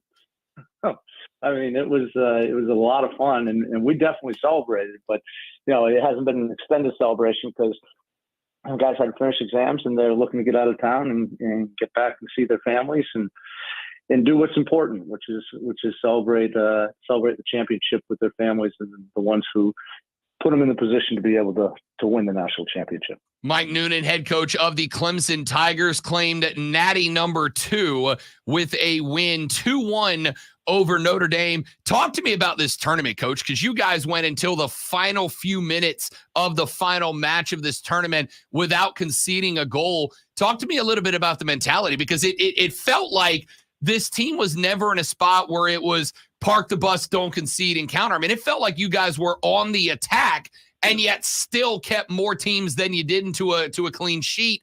Can you give me a little bit about the mentality you instilled in the fellas between the ACC tournament and the national championship tournament? Well, I think that more than anything else, we talk about this all the time. Defense wins championships in athletics, all sports, and that's the gritty, tough piece that sometimes don't get as much attention. But that's where in the trenches, as they say in football, is where championships are won. And the best form of defense in our sport is to have the ball. And so we're a possessive-oriented team. We did our best to keep the ball in most games, but in some of the games, we had to concede some possession, particularly the New Hampshire game. But defensively, we had good experience, a mix of good experience and some young studs in the back, and Joseph Andema and Pop Marboy, and they coupled with Adam Lundegaard and Guy Elishua there to do a fantastic job throughout the tournament and all year. Mike Noonan, head coach of the Clemson Tigers. They just claimed their second national championship in the past 3 years, joining us here on the Rob Brown Show and the Fan Upstate. Coach, we have talked quite a bit. I am a big supporter of and fan of the Greenville Triumph. Triumph came up and played you guys in a preseason friendly a couple of seasons ago. Very much enjoyed that trip up to Clemson. I have said for a while, I think that the Southeast as a region and really the upstate of South Carolina as kind of one of the beating hearts of that region is becoming soccer friendly. I think the tide is definitely pushing forward and advancing that sport in this community. And I think Clemson being the epicenter of college soccer right now is a huge part of that. Can you talk to me about your experience with the soccer community, both around Clemson and around the upstate, around the state, and around the region since the time that you took over as the chief of this program? Yeah, for sure. It has had tremendous growth. In 2010, when we got here, there were people coming to our games saying, boot it, and now, it's so many different facets of the game. And I think it reflects the growth of the game throughout the country. But the upstate has really taken to it. And Joe Irwin and people at the Greenville Triumph, having that as a focal point when we are not playing through the spring and summer is fantastic. But, grassroots is what really is taking hold. And, Carolina Elite Soccer Academy there in Greenville, thousands of kids playing. My daughter plays up there. And, Pierce Tormey is one of our alums, and he's one of the executives there. And it's just, high school soccer. You go to high school games now and, you're getting 1,000 fans at a high school game. And that was never the case back in 2010, 11, and 12. So, the growth of the game, it's on, you can watch it every day on television now. And I really think that, it's also weather related, because the weather here is inducive to, people getting outside and playing and people getting outside and watching. And so we are, we're the benefactors of that. Our crowd against Stanford was second to none in the country for the NCAA tournament. And, the players thrive off of that. And I know the Triumph players thrive off of that as well in Greenville. And so we're here to support them as they get going here this spring. We are talking to Mike Noonan, head coach of Clemson Soccer. They just won their second national championship in the last 3 years, fourth in the history of the program. We've talked, and I think this is true throughout sports, Coach, that success begets success. The rich get richer, and the better you do it, the easier it is, specifically in the minds of Americans, I think, to kind of start to buy in. We have saw that happen with the Greenville Triumph here in town. Obviously, Clemson football over the years has had a run of success that has seen the fan base boom exponentially. Talk to me a little bit about the interaction between you and the fans. When we came down for that Triumph friendly a couple of years ago, I was blown away by how many Clemson fans came out for a preseason friendly exhibition against a local professional team. How have you seen the fan base grow for Clemson and again, for the soccer community around it since your time taking over back in 2010? Yeah. Well, at Clemson, if it's orange and it wins, you're going to get people to come watch it. That's just part and parcel with the athletic department and the community here. So we're benefactors, like I said before, of that. But yeah, I think that again, soccer is a sport that a lot of people down here haven't grown up with, and so the edification, the education of the fan is what I've been really impressed with. And understanding the game, being able to talk the game. Understanding the nuances of the game, because it was low scoring, it used to turn people off. But, if you just take one goal and count it as 7, people start understanding a little bit more. I think Dabble made a reference to that in his press conference this week. So it's really exciting as the game continues to grow. Clemson as a community is unbelievable. I said it before. There's no better place in the country. Our women's soccer team went to the College Cup. Our men's soccer team, obviously won the national championship. We have the best facilities, but most importantly, we have the best fans. And Clemson is united throughout all of our athletic sports, and I'm excited to watch the winter sports now that we're done and getting into the spring sports and the new excitement with the gymnastics program coming on board, and women's lacrosse was great last year. So, everything at Clemson is trending upward. We are talking with Mike Noonan, head coach of Clemson men's soccer team, winning a national championship this year. Coach, one of the things that I love about this sport is the community building, and especially, I'm not just talking about community-wise, I'm talking about internationally. Across your roster, you have players from Ghana, you have players from Senegal, you have players from Spain, from France.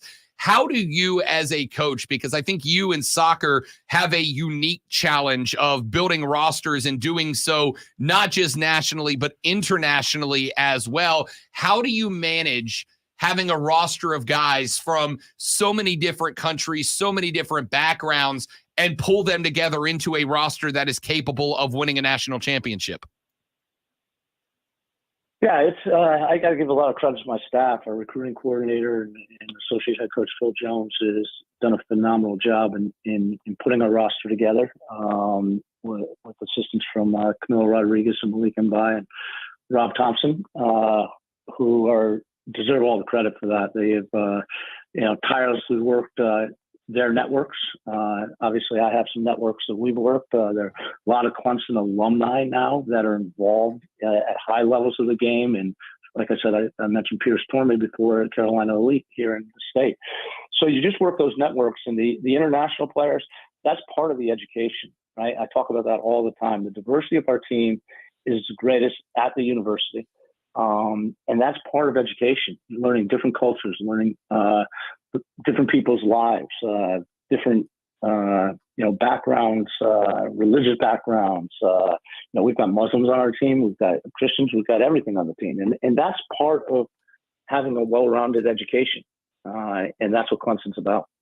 I love that. It is not just about the game itself. It's about the people. I don't think there is a game that is more true about than soccer, pardon me. And obviously you guys at Clemson are doing a wonderful job of pulling this together. Can you tell me a little bit about the mentality? I mean, I know that, you're going to have guys leaving, you're going to have guys coming in. What is next for you as far as keeping this team on top of its game and going to compete for back-to-back next year? Well, like anything else, and I alluded to it earlier, you need to rest. Christmas is a time for family, and we're gonna celebrate Christmas with our families, and then we'll hit the road again. Right? This past team only had, I think, 5 players from the team that won in 2021, and usually a recruiting cycle is 4 years, and we were able to put this together. Again, credit to my staff, in 2 years. So we've got a lot of work to do to maintain excellence, which is what our first core value in our program. And Clemson in our department is committed to keep us on top. So every time you win something, and this is something I emphasize to Graham and my boss Kyle Young, is that's not the time to rest. That's the time to double down. And fortunately, we've been able to do that, and that's why you saw a second national championship in 3 years. Mike Noonan is the head coach of the Clemson Tiger men's soccer program. They have just won championship number 2 in the last 3 years, championship number 4 overall. Coach, my man, great to have you on the show. We appreciate it. We'd love to have you back down the road, my man. All right, Rob, I appreciate it, and go Tigers. There you go. Mike Noonan, head coach of the Clemson Tiger men's football program, joining us here. Sorry, let me say soccer, just in case. Men's soccer program, again, 2 national championships in the last 3 years, 4 overall for the program. I have told you time and time again that South Carolina, the upstate, the southeastern region as a whole is rapidly rising as a soccer-centric community, and Mike is a big part of the reason why. So we appreciate him coming on the show for a few minutes, and we will most certainly have him back on as we get closer to the beginning of college football season beginning next year. We got to run to a break. Why, you might ask? Well, I might answer by telling you it's Thursday, and you know what that means. Coming up next on the show, it's time for Fight Club with the great one, Lonzo, taking us through the world of MMA, boxing, and professional wrestling. A really good UFC card coming up this weekend, and we will talk about it when we come back on the Rob Brown Show and the Fan Upstate. Lights. All right, guys, one more live reading. We're back with Fight Club. Don't go anywhere.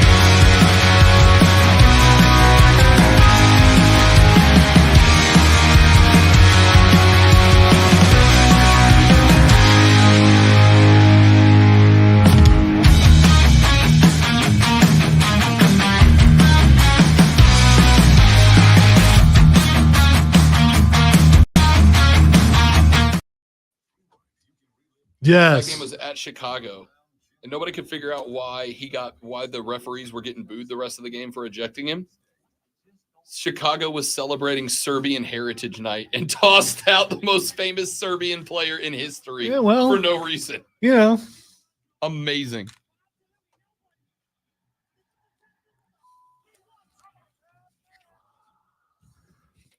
Welcome into the Fight Club, where you are just one spinning fists away from going down if you come at us like that. For roughly 20 games. Yeah. Well, indefinitely. Oh, that's fair. Yeah, indefinitely. All right, got a lot of stuff to get into, but let us start because Rob has mentioned it a couple of times with UFC. There's already one guy not fighting. That sucks too. That was going to be a good fight because of pneumonia. Yeah. And but the main thing is Stephen Wonderboy Thompson, Simpsonville's own Stephen Wonderboy Thompson, is fighting, and we haven't been up on UFC like I should be lately. I didn't know till we saw it a couple of days ago. Come on, Lonzo, you got a segment to do. Yeah, well, wrestling's been hot, and Wrestling's been good. and UFC lately, the cards have been horrible, and this was going to be the card where I think you would plop down some cash because of it. Still might, because Wonderboy is fighting. But he is fighting a guy who's 17-0 with 9 submissions and 8 knockouts. 9 submissions and 8 knockouts. That's I am just going. That's to pretty go good. ahead And warn you all, Wonderboy's like a plus 450 underdog in this fight. All right, if he wins this, in fact, I was talking with Sean Levine, who is BetQL's UFC guy. He said, "Look, this one's real simple." Name dropper. Absolutely. He said this is a huge fight for Wonderboy. He said he's coming in as a big time dog. If he wins this fight, he's in a title picture. If he loses this fight, he will be out of the title picture, maybe for good. So this is a big fight for Wonderboy. The thing is, Wonderboy, you think he's been only fighting a little while. He's been fighting a long time. Yeah. And he is 40 years old, 17-6-1. I mean, that's a pretty good record. Yeah, and, for sure. And, UFC and mixed martial arts, period. It's not like, oh, look, this guy's had several losses. He can't be good. Most fighters go through their career and have multiple losses in the UFC. This one is interesting because Shavkat Rakhmonov is a dude who is flying up the card. As Lonzo pointed out, he's 17-0. He has a 100% finish rate. He has not had a fight go to decision yet. Now, that's not to say he hasn't been pushed, because Jeff Neal had him in his last fight out. Jeff Neal had him up against it. It looked like it was going to be a decision there, but he ended up getting a standing rear naked choke late in the third and was able to TKO him in that one. Wonderboy hasn't fought since last December. He did get a decision win over Kevin Holland, so he's still got plenty in the tank at 40, but he is a big dog in this one. I am going to go with the way he wins this fight, if he can, because he also fought and beat Jeff Neal recently. The way he wins this fight is by being not traditional. He's got to be a little odd. He's got that strike. He's got that striking ability that a lot of guys wish they had. He cannot be conventional in this fight. He's going to have to throw looks at Rakhmonov that Rakhmonov has not seen yet and hope he connects on one. It can be done. Well, obviously Rakhmonov is very aggressive with 8 knockouts, so he's going to be coming in there. So if he thinks that Wonderboy has lost a step with his kicks, one of those will take you out really fast. Wonderboy's got to keep this fight standing. He cannot go to the ground with this cat. That's what this comes down to. If Rakhmonov can get him on the ground in the first few minutes of the fight, Steven's in trouble. If he can keep this to be a strike fight from a distance, he's got a puncher's chance. So obviously we're rooting for him because he's 100%. from Simpsonville and he's a cool dude. I've had a chance to interview him a couple of times. Loved both times I got to, and I want to see him win because I'd like to see him get another shot at the title. The 2 shots he got against the same guy, and I thought he won I think it was the first one I thought he won. But the window is closing. That's the thing. The window is closing. You hate to see that because it's age, it's time. It's not unheard of for someone at his age to do pretty well. but not for a long period of time. So the window is closing, and hopefully he will not retire afterwards if he were to lose. Hopefully he gets that title shot. Let's see. Zach on the stream says, I got a feeling this Colby Covington and Leon Edwards fight is going to be a straight up street fight because both guys hate each other. Well, Colby does that to people. If anybody now, other than Conor McGregor, if anybody's WWE, it's Colby Covington.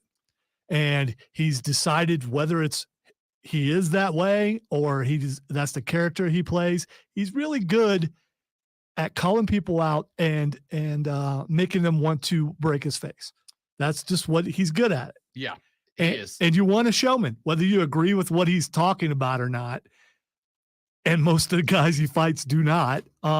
It makes it for a good show. It makes it for a good main event also. I mean, I just want a good fight. Like, Lonzo and I have gone back and forth over guys like McGregor of, the what I call the WWE angle of it. No, I don't. I don't need all the show and all the talk. Now, I also understand, as somebody who's been around boxing for the majority of my career, that is part of it. I want to take off the guy ahead of me to try to take him off his game a little bit, but I want a great fight. Colby Covington is going to be the dog in this one as well. I think Levine called for an upset in this one, partially because Covington might be able to take Edwards off his game. But look, it's real simple to me. He beat Edwards did. He beat Kamaru Usman in their last fight, 286 back in London. He beat Kamaru Usman. And on paper, it looks like a close fight, but that's because Edwards had a point deduction in that fight. But he won that, like outright won that fight. On the flip side, Colby Covington has been beat by Kamaru Usman a couple of times. Does have wins over Tyron Woodley and Jorge Masvidal, which were good wins. But he also has not fought since March of last year. So if there's a guy on this card that ring rust might get him, it might be Colby Covington. I like Leon Edwards in this one, probably by decision, but I could see a third-round TKO. All right, as far as that goes, I think it can go either way, but I want Covington to win just because it'll make people mad. So, I mean, I'm all about the controversy and the anger. I think it adds to especially boxing and MMA. Some people are just a little too nice. When Jorge Masvidal was on top talking his stuff, for the brief moment when he wasn't losing a bunch, it was exciting. And same with Conor, before he just went totally nuts and started throwing dollies, or what you would call a hand truck, into buses and hurting people and stuff. Before all that, before he punched Irish Mafia members in bars and things like that, he was fun to watch. And now we'll see if he ever fights again. I don't know. Let's jump to wrestling. The Von Erichs were on AEW last night, and Orange Cassidy asked them to pair with him on Rampage. So, of course, it's already happened. I don't know who won or not. I don't like to look ahead at that kind of stuff, but that is interesting because they are pushing the new movie, Iron Claw. Are you going to go see Iron Claw? I don't know.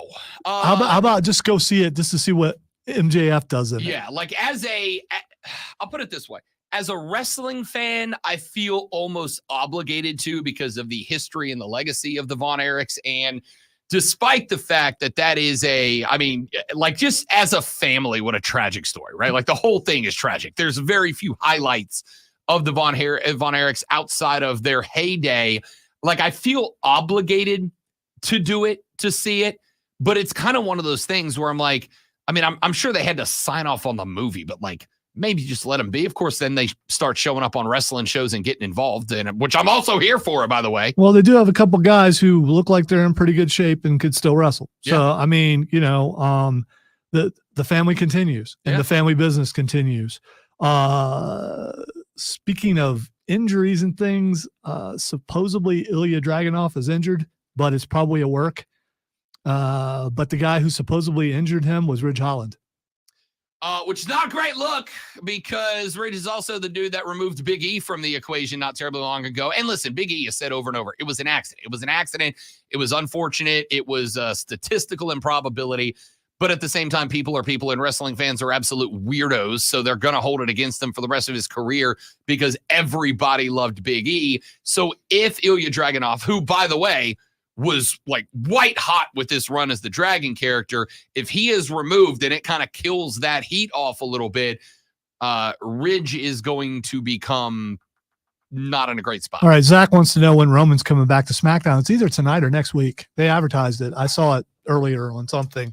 Yeah, I think once you got your newest member of the SmackDown roster back, he's got to be in that mix. I also think we're kind of in the season, like obviously the Royal Rumble's the next big thing, but we're in the season where the seeds are being laid. They're setting it up early. Season. They're setting it up early Exactly. this year. So I gotta think I agree with Lonzo. If it's not this week, it's next week, because you've got to start laying the seeds for whatever. I mean, I think we know what his WrestleMania match is, but you got to start laying the seeds for it now, I think. Speaking of which, we know what CM Punk's match is probably going to be. It's going to be him against Seth Rollins for the championship.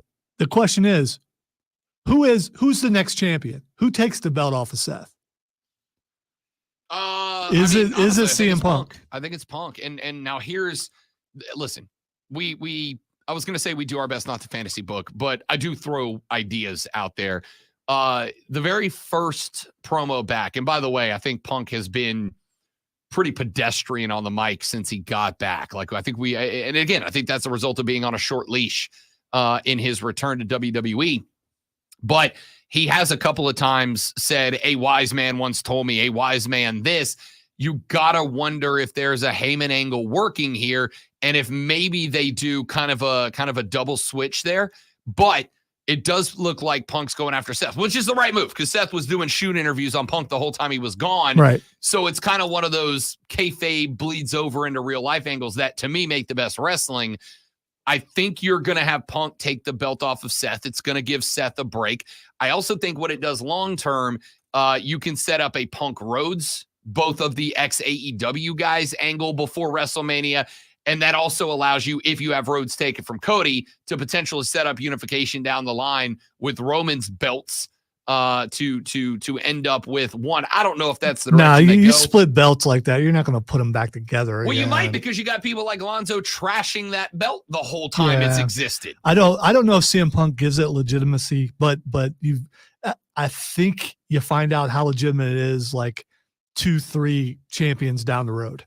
I mean, if you get some big names in there. Speaking of CM Punk, the rumors out there, and I usually don't like to talk about rumors too much, but the rumor out there is the reason why the CM Punk Shawn Michaels promo was so bad is that CM Punk wants Shawn Michaels' job. He's been hanging around the PC a bunch, and that when Shawn Michaels is done, CM Punk wants to run NXT. What do you think about that? I mean, like, be a wrestler first, right? Like, earn it. HBK's in that spot because HBK was HBK for the longest of times, and his best friend is. Yeah, I'm sure that helps. Yeah, I mean, but HBK being HBK, I mean, if you're going to develop, like, NXT is developmental. I think they've been doing a pretty good job of that show, and I think sometimes it leads to people forgetting that it is a developmental product. By the way, last night was really good. Yeah, I'm catching up on it.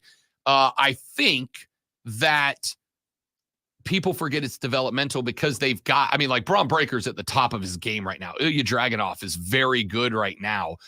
You've had some great work. South Carolina's own Trick Williams. Trick on the rise. Whoop that Trick. Like, Trick and Mello are both phenomenal. And by the way, telling the second most compelling mystery story in wrestling right now, behind only the Devil Mask, which I think is more and more like, we're pointing to who the Devil Mask is, and if it's who I think it is, I'm going to hate it with the passion of 1,000 suns. Can I let me finish the NXT, okay, and then we'll jump to that. All right. I don't have a long-term issue, provided CM Punk proves that lessons have been learned and changes have been made. Right? If he can go, hey, here are all the mistakes that I made throughout a career that could have been one of the greatest of all time, and still might, but could have been one of the greatest careers of all time. Here are all the mistakes I made. Don't make them. And also, here's how you develop. Because again, if there has been one guy, although it's different now, for that long, that if you simply said, this guy has a mic tonight, and that was a bigger reason to tune in than any match they put on the card, it's that guy, which is what NXT is for. I think he could be good at the job if he has truly learned lessons, but he has to prove to me he has. Well, I'm going to disagree with you on that. It's John Cena, you want to hear what he has to say. MJF, you want to hear what he wants to say. CM Punk is going to cause a problem backstage when he's allowed to talk on the mic without a script. We'll find out. Again, we'll find out. But that's part of that lessons learned thing, right? If he but if everywhere you go, you hear, oh, well, he's learned his lesson, so he's going to be, I mean, that means he hasn't learned his lesson yet. Sure, but I will also say that before I met the fiance, I got dumped multiple times. And after the third or fourth woman who told me, here is the fault that I have in this relationship with you that I can't work past, I had to go, maybe it's me, right? Taylor Swift needs to write an album called Maybe It's Me. And then again. Yeah, but it wasn't. It was them. There's no way it was you. 100% it was me. And so I looked inward and I made changes to myself, and now look at me go, right? I think it's the same thing. You got to think about how many places he has burned bridges down and think at some point he's got to go, A, it's me, and B, this is my last chance. All right. You being the contrarian who only like certain things, you're going to say you don't want it to be Jack Perry. Correct. I am not a contrarian. I'm a voice of the people. And I don't care. As long as the story is good, I don't care if it's Jack Perry or not. I don't believe it is. I think it's Wardlow, Roddy, and the boys. I mean, that's who I think it is. There would have to be another person in there. And just because Hangman got beat up last night and put through glass, it doesn't mean, see, he got put through glass. So it has to be Jack Perry. No, you get put through glass in a car because it looks cool. That's why you do it. Look, we know he beat up, or they beat up Hangman, and so it leads to the definitely not for sure, because hey, it's wrestling, it's a movie, right? There's absolutely a chance that Hangman said, I need you guys to jump me to throw heat off my trail. We're seeing NXT do the same thing with the backstage beat ups of Trick and Mello the last couple of weeks. Sure. But, we all like playing detective a little bit, and you can not rule out Hangman, but it kind of pushes him in that direction. And yes, it would seem very specific to have a glass break literally a week and a half after CM Punk shows back up on WWE, if they are firing a message there. I don't want it. See, Mike says Aces and Eight story over again. Here's the thing. Guys, wrestling is repetitive. Yeah. No, it's not like it's a bad thing, but here's Darby is just Sting from the beginning of his black and white career, doing crazy stuff, coming down from rafters and whatnot. Nope. Here's the thing, though.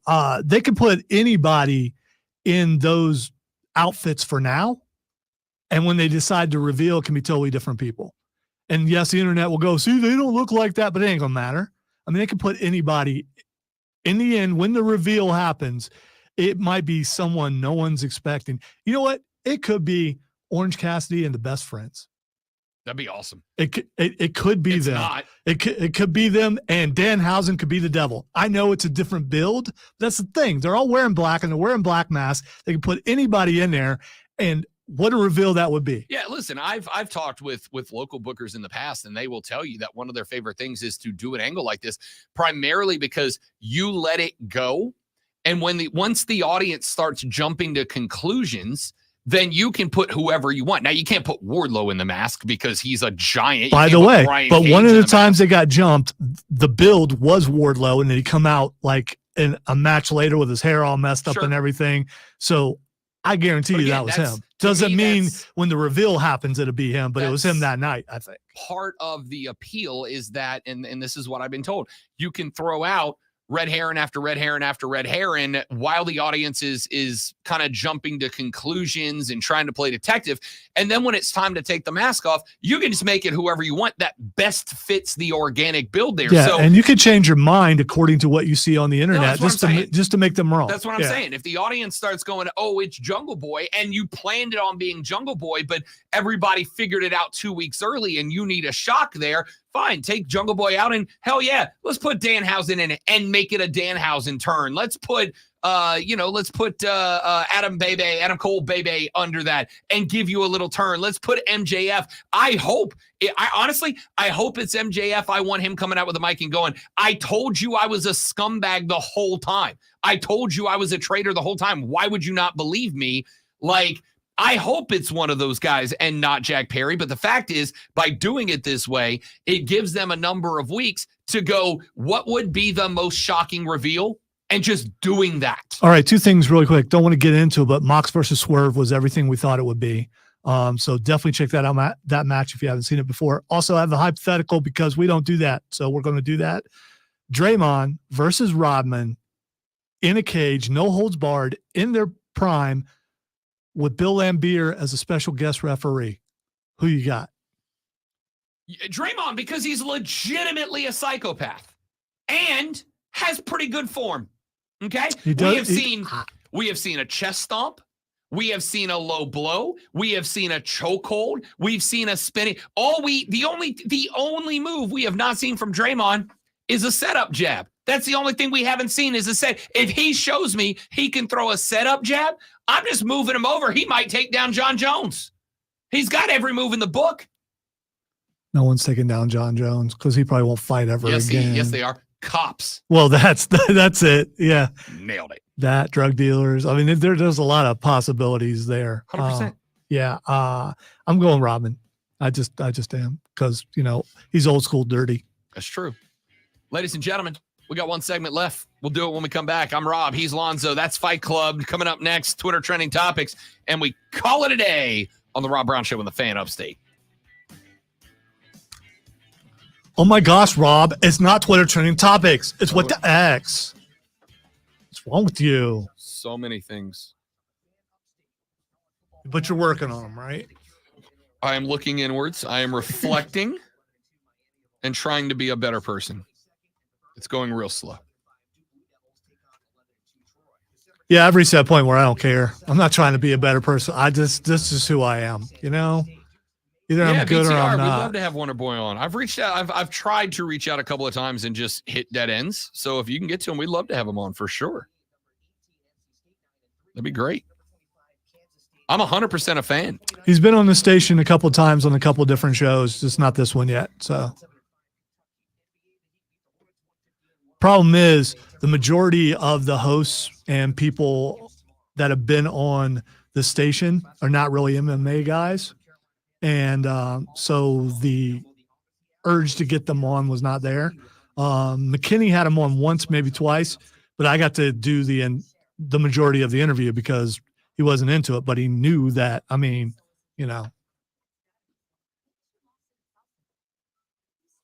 Salsa night. Maybe we should just go show up at his dojo and go, hey, man.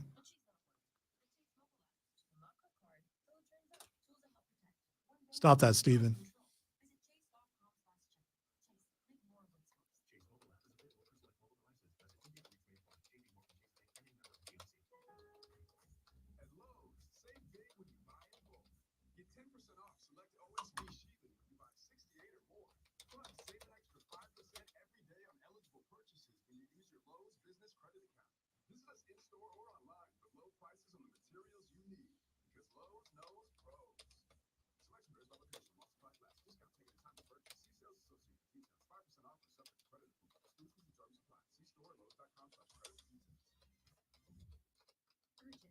June settlement message. On September 6th, the government announced it will soon begin providing fast, guaranteed settlements to Camp Lejeune Marines, families, and civilians. Awards will range between $100,000 and $550,000, with an option for higher amounts. If you or a loved one spent time at Camp Lejeune and suffered cancers of the bladder, liver, or kidneys, leukemia, non-Hodgkin's lymphoma, Parkinson's, or kidney issues, you may qualify for compensation and could be paid within 60 days after accepting your settlement, with your VA benefits fully protected. You may be entitled to a significant financial award for your Camp Lejeune claim, but you must act now. Call the James Harris Law Camp Lejeune helpline now to get the compensation you deserve. We're already fighting for thousands harmed by the water at Camp Lejeune. Call now, or you may forever lose your right to be awarded a settlement between $100,000 and $550,000. For your free evaluation, call 800-217-1155. That's 800-217-1155. 800-217-1155. Once you get it done, the most important part is the one you need now. And the best partner is the one who can deliver. That's why millions of maintenance and repair pros trust Grainger, because we have professional grade supplies for every industry, even hard to find products. And we have same day pickup and next day delivery on most orders. But most importantly, We have an unwavering commitment. No, we are going to be doing Maggie and Perloff the next couple weeks. And then I will return on the 2nd. Hey, I came as fast as I could. What's wrong? Everything's okay. I just need you to know I'm glowing up. You just texted SOS get here now. And I stand by that because I switched to Cricket and got the all-new Motorola Razr. I haven't entered my flip era, and I am glowing up. I'm gonna go back home. I support that. Switch to Cricket and get the all-new Motorola Razr for $199.99. Smile, you're on Cricket. Must open a new line on a $60 before line. First month service charge, tax, and sale fees, terms and restrictions apply. Secret to wireless.com for details. Pro Paydays are back for MVP's Pro Rewards members at Lowe's. Now through December 15th, you can earn 10% back in pay rewards via Lowe's e-gift card when you spend $100 or more on qualifying paint purchases. Plus, save $10 on a new and exclusive 5-gallon pail of HGTV Home by Sherwin-Williams Drywall PVA Primer and Sealer. Lowe's knows paint. Lowe's knows pros. Offers valid 12/4 through 12/15. Exclusion restrictions and more terms apply. See Lowe's.com/L/pro loyalty terms. Subject to change. Meet Cheryl. Hey, she's on vacation and lost every moment. Unfortunately, so is her Chase debit card. It's gotta be somewhere. Maybe she lost it at salsa. He searched it at pockets. Or maybe she lost it at Pilates. 3 and 2 and... But she's not worried. With the Chase mobile app, she can lock her card till it turns up. Tools that help protect. One bank that puts you in control. Visit chase.com/checking. Chase, make more of what's yours. Chase mobile app is available for select mobile devices. Message and data rates may apply. JP Morgan Chase Bank and a member of FDIC. From the Ingalls Market Studio, the Fan. Upstate. 97.7 FM Greenville. 97.1 FM Spartanburg. Always live from the Free Odyssey. CBS Sports Radio.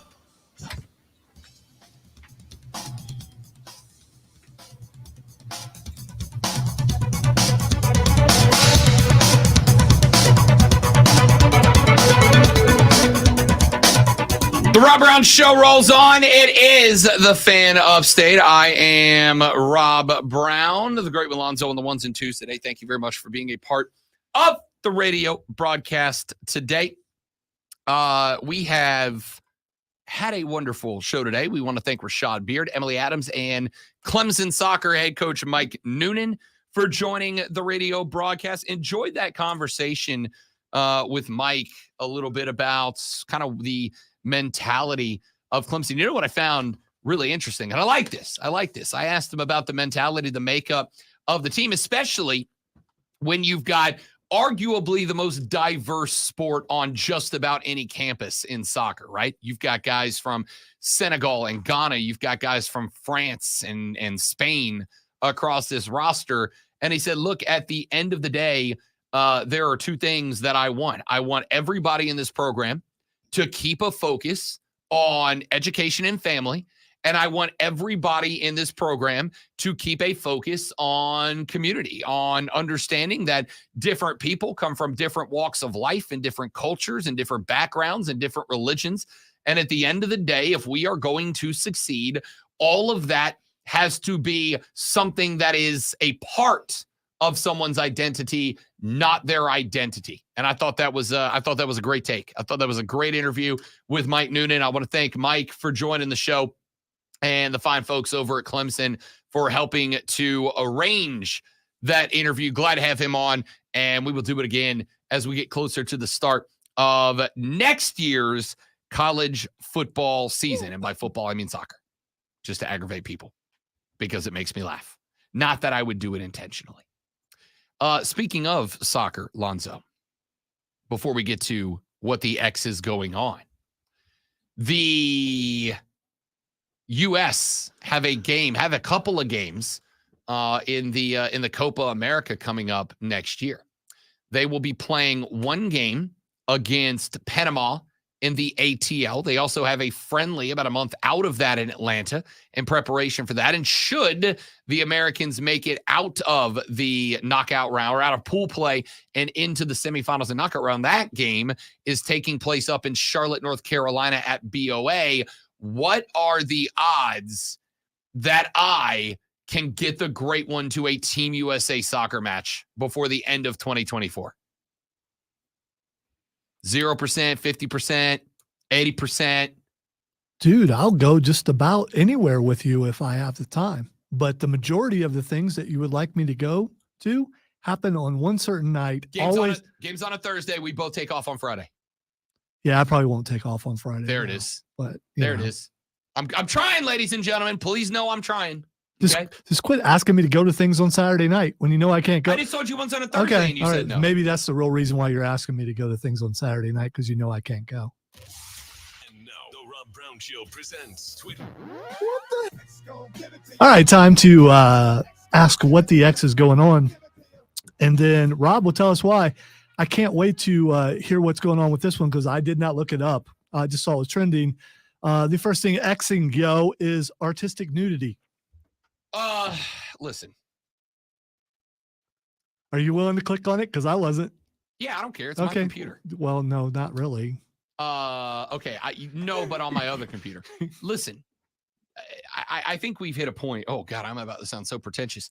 I think we've hit a point where just like, yeah, because you never do that. Everything, everything is sexualized. Everything. We sexualize everything in this country.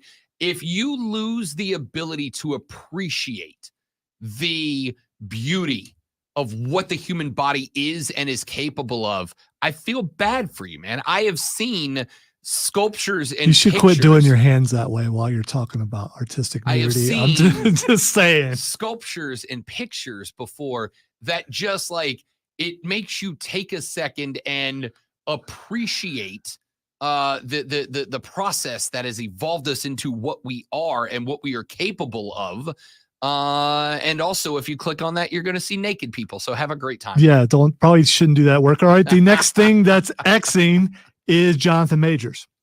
I don't know. Obviously, we're all still kind of finding out what is going on. In the interest of time, let me tell you, there's video. Uh-oh. Oh, no. It's not what you think. I don't know. I mean, he's being chased by her. Really? Great distances. I am going to go ahead. There are a bunch of different cams put together so you can see how far he's actually running away from her. So, I mean, I don't know.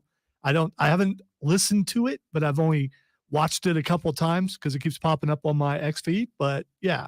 Interesting. I haven't seen it. I'm not gonna. I mean, I'll watch it later. TMZ dropped it, and it is interesting. That's it. All right. The next thing that's Xing is cheeseburgers. Please tell me today is like National Cheeseburger. I don't know why, but I mean, I clicked on it and I just see a bunch of pictures of different cheeseburgers. And who doesn't want to do that? Oh, you know what? I think. I don't know that this is why. But on the most recent episode of New Heights with Jason and Travis, Jason asked Travis Kelce about the plane flights, especially after taking an L, right? And Travis said that flying with the Chiefs, he said every time you get on the plane, every time there's cheeseburgers. Well, He's yeah. like, I don't know if it's Andy. I don't know if it's come on. gag. I'm Come sure on. it is. Come It's like, I don't know on. if it's Andy. I don't know if it's a gag. I don't know what the deal is. But every time that you fly with the chefs, every time you get on the plane, there are cheeseburgers waiting for you. And I'm going to tell you straight up right now, not even holding back, I am hitting up a Five Guys on the way home. Hey, Rob, could you explain that again, except this time with those nuggies? The nuggies. Andy's the best, man. All right. And finally, last thing that's Xing is Bill Belichick. Hoodie. There are people within the media up north that are saying that the Patriots have already made a decision to move on from Bill Belichick, but they're not going to fire him in season because he deserves better than that. So they're just hanging out and waiting till the end of the year. No, Carolina, you don't want him. Him and Tep will murder each other. That's it for us. We're back tomorrow with the final edition of the week, the Friday version of the Rob Brown Show. We'll see you then. Have a great day. For Lonzo, I'm Rob. This was the Rob Brown Show on the Fan Upstate later. Yeah!